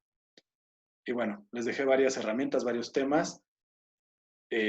Como dice Ninochka, así como Dr. Gus, estoy con espacio en Facebook. Bueno, es que sin espacio es otra de las cuentas, pues no la... Vi que tienes Wild Dr. Gus también, ¿no? Sí, me han abierto muchas, por eso les digo, mira, Dr. espacio Gus, así con doble S en Facebook. Esa es la que uso más. Y una que también tengo por ahí, pero es pegadito, o sea, sin espacio. Está en Facebook no tanto, pero en Instagram sí es sin espacio. Así, Dr. Gus o Dr. Gus, sin espacio. Ese es mi Instagram. Ahí también me contacta mucha gente. Ahí voy a empezar a hacer videos, bueno, yo tengo algunos videos y analogías de características animales. Por ejemplo, una frase como que venía caminando y me encontré al tigre y le dije, ¿cómo puedes levantar? Que los tigres fallan 19 de 20 veces promedio en cada intento de cacería. Digo, ¿cómo puedes levantarte tantas veces, con tanta fuerza si fallas tantas veces? Y me dice, fácil, porque cada vez que me caigo, me levanto con más hambre. Si nosotros viviéramos así como el tigre, sí, es uno de los animales, de los carnívoros que más falla, porque pues, es solitario. O sea, los leones y los lobos y todos tienen más rango de éxito, precisamente porque dicen, en equipo es más fácil. Al tigre le toca más difícil, pero entonces, ese tipo de cosas, pongo muchas analogías de situaciones en las que la adaptación del mismo animal puede darme una enseñanza de vida. Y es cierto, muchas veces cuando fallo digo, ya. No, cuando fallo, nada más me doy cuenta de que no hice bien y tengo que levantarme con más hambre. Y eso me va a dar la diferencia. Entonces, ahí vamos a seguir en contacto si quieren seguirme. Encantado de estar con ustedes, me dio muchísimo gusto. Me hubiera gustado que me dijeran palabras más palameñas que hice mal. Eso sería interesante. Me gusta mucho aprender. Pero bueno, lo pueden compartir en alguna de las redes que dijeran, a ver, Gustavo, ¿hiciste esto? Ok. Y si no, de todos modos me pueden decir, o por lo menos pasarme recetas. Eso me encanta. Me encanta cocinar. Bueno, soy malo en cocinar, pero me encanta aprender a cocinar más bien. Bueno, yo te voy a pasar un par de palabras. Total, yo las tengo para rato. Venga, pues les mando un abrazo enorme, enorme a cada uno y en verdad qué gusto de haber tenido la oportunidad de estar con ustedes. Oye, por cierto, ¿queda grabado esto? Sí, te lo mando mañana porque lo voy a subir a YouTube. Buenísimo, wow. Listo, pues. Gracias, muchas gracias. Vale, saludos. Gracias. Mil gracias. Gracias.